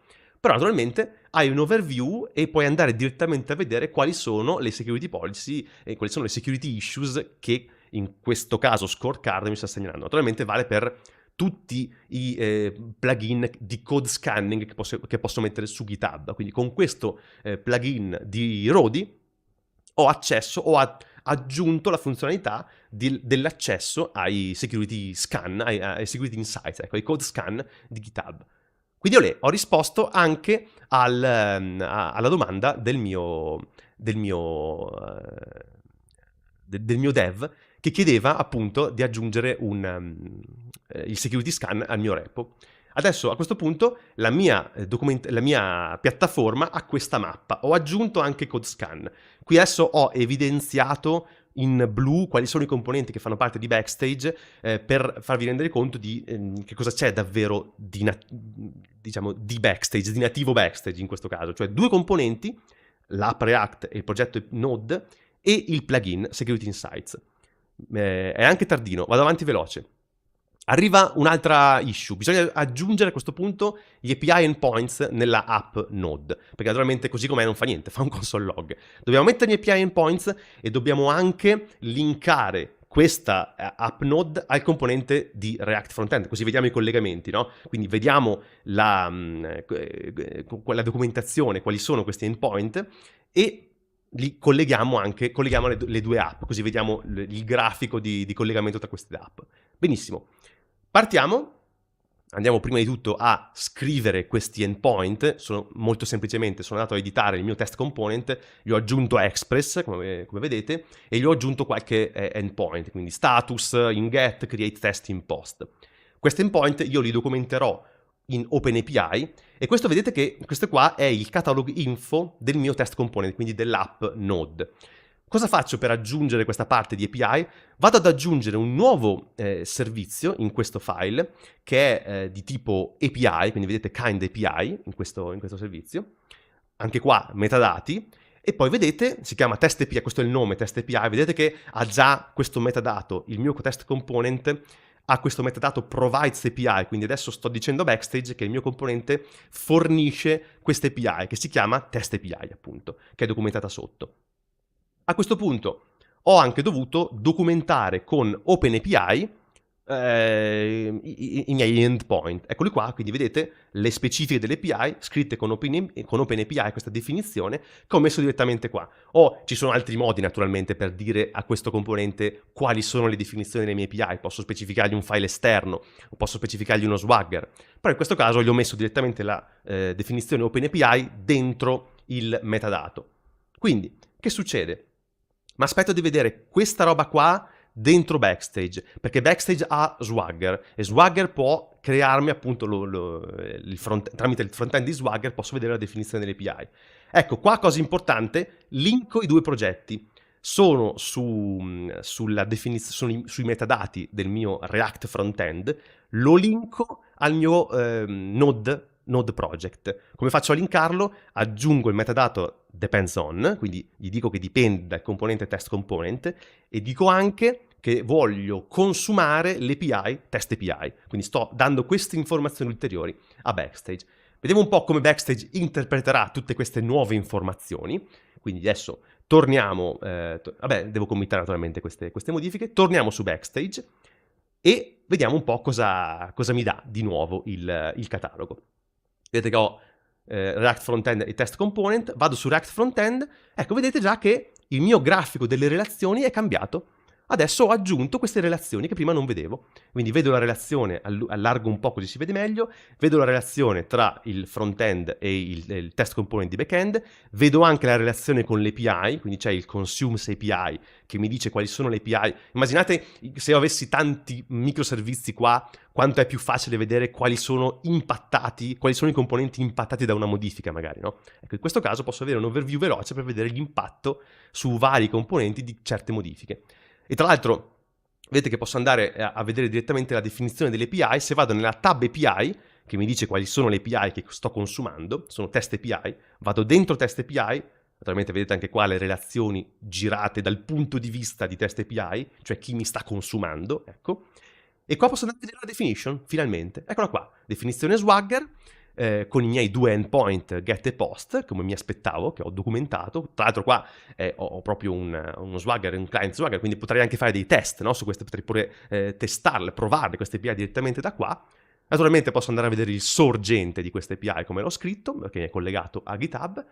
E basta, io ho linkato insieme backend e frontend, ho messo definizione delle API, ho tutto bello collegato anche nel grafichetto, ho test API linkato nella lista delle API del mio catalogo e ho, credo, risposto perfettamente alle esigenze del mio team, no? Che mi chiedeva di avere l'overview delle API, la documentazione delle stesse e le relazioni che ho tra i vari componenti. A questo punto io direi di andare avanti, vedere a cos'è arrivato la mappa della mia platform. Vedete che si è aggiunto questo service, che è un ulteriore componente di Backstage con la Node API definition. Ho un po' riposizionato i pezzi così è più chiaro. Vedete sempre quali sono in blu i componenti Backstage, gli altri sono attorno perché sono sono sulla mia infrastruttura. E se vedete bene, questa è la mappa della mia piattaforma. Ma se io qua togliessi tutto quello che è Backstage o è metadato documentazione, io qua avrei fondamentalmente l'architettura della mia app, cioè l'app React, il progetto Node, che sono collegati da un API endpoints. Quindi vedete, posso Backstage mi dà l'overview del mio progetto. Se io tolgo tutte le sue cose, questo è quello che poi vedo nell'architettura della mia app. Quindi pensate a questa roba qua in mano a un junior che deve essere onboardato nel team. È super veloce, super facile dargli un overview di progetto. Mi prendo 5 minuti, Claudio, so che mi stai guardando male, ma è arrivata una richiesta urgentissima venerdì sera da parte del cliente che vuole roba custom, perché non gli va bene le cose di default che mi dà Backstage o il suo marketplace. No, naturalmente vuole la roba custom. Prima o poi tutti riceviamo richieste di creare qualcosa su misura. E lui vuole creare una cosa custom dentro Backstage perché ha sempre ragione. Si aggiunge, si accoda la richiesta del CFO di SparkFabrik che mi ha telefonato venerdì sera e mi ha detto che sì, vuole ricordarsi anche lui sempre che il cliente ha ragione fondamentalmente. Quindi vabbè, non c'è nessun plugin che risponde di default a questa esigenza, quindi lo devo creare io. Per crearlo io vado a documentarmi su come funziona il plugin system di Backstage, che è super facile, perché basta un comando yarn new mi darà un po' di opzioni per chiedermi che cosa voglio creare, e se voglio creare un nuovo plugin, tra l'altro posso dargli la shortcut select plugin, lui mi fa scaffolding di questa struttura che vedete sulla destra, quindi di un nuovo plugin con questa struttura. Vedete alcuni file, TypeScript, fondamentalmente è un pacchetto NPM, no? Vedete che c'ha il suo package JSON perché sono isolati questi plugin, e poi sono fondamentalmente dei file, sono dei componenti React e dei componenti di backend, se volete anche creare del backend. Una volta che voi installate questo plugin così, il plugin è immediatamente disponibile all'indirizzo dalla root del progetto, ID del plugin fondamentalmente.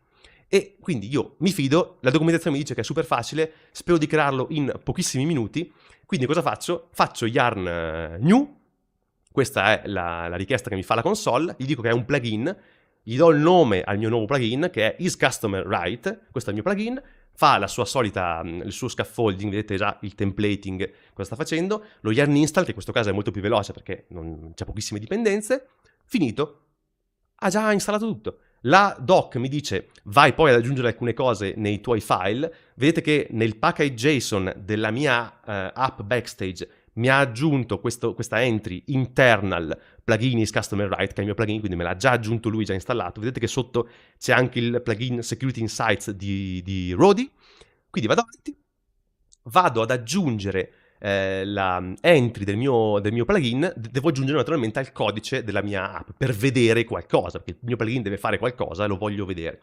Quindi lancio il backend e a questo punto andrò a modificare il codice dell'app. Intanto voglio modificare il codice del plugin, perché qua mi ha dato solo scaffolding di cose base, non c'è niente dentro, se non alcuni esempi. Quindi voglio andare dentro il plugin e voglio editare il template per fargli fare qualcosa, no? Per fargli dire qualcosa.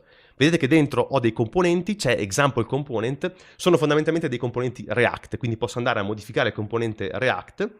Questo è l'example component, quindi il componente React del mio plugin, lo edito, quindi vado a scrivere logica che voglio far fare al mio plugin, voglio fargli fare della logica. Naturalmente questo sono io che scrivo React, non così veloce normalmente, però questa è logica React, quindi faccio use state, giusto per far vedere che si può fare, gli cambio il title, metto una variabile dentro l'output del template, siamo a posto.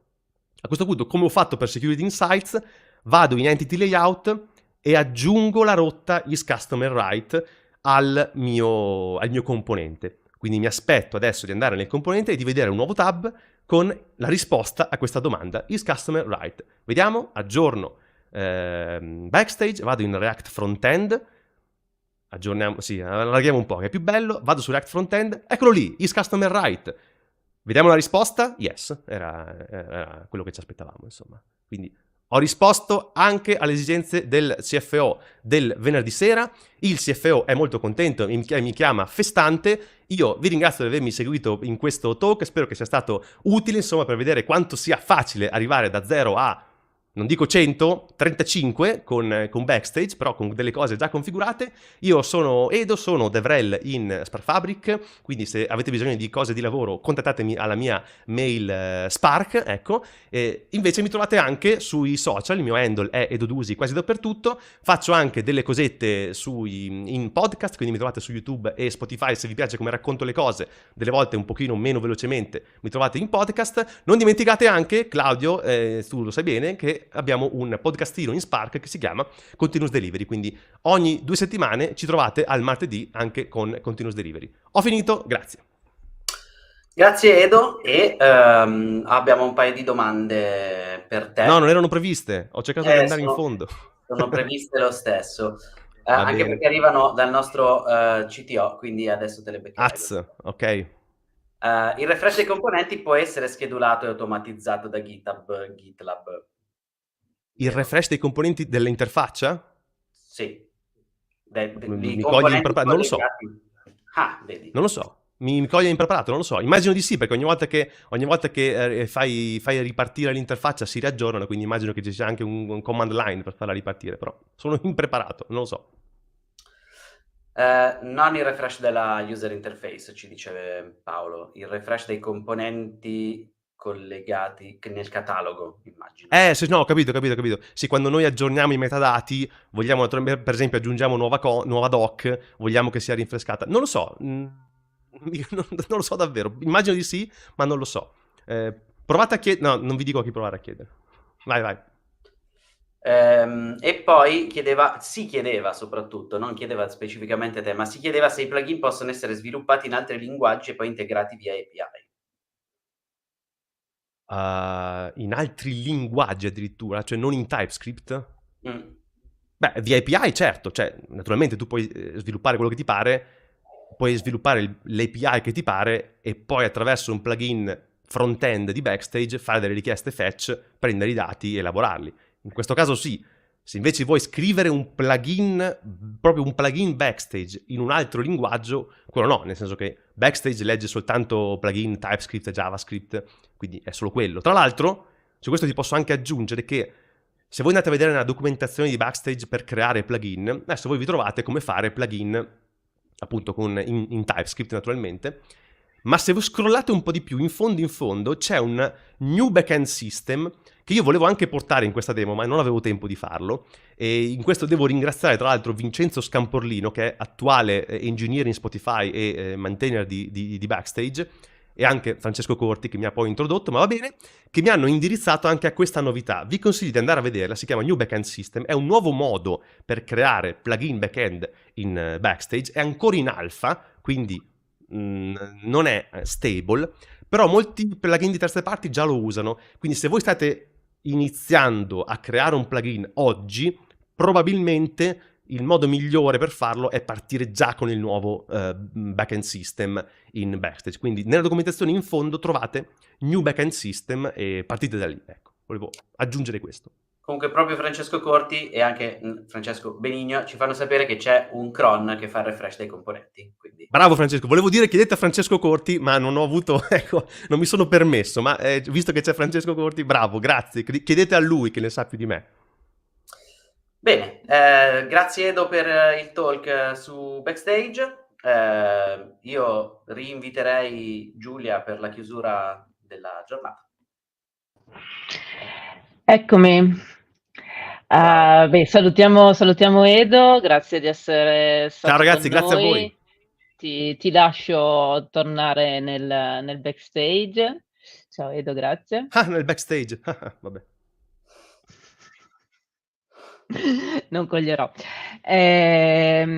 Io rimango, Claudio, se mi fai compagnia per giusto qualche minuto durante la chiusura, anche perché sarai coinvolto, nel senso che è il momento dei ringraziamenti, e i ringraziamenti vanno anzitutto a SparkFabrik, main sponsor di oggi, che ha avuto una preziosissima parte nella coorganizzazione di questo evento, quindi grazie davvero di averlo reso possibile. Crediamo di aver portato tanti contenuti importanti, interessanti per la community, quindi grazie di darci questa possibilità.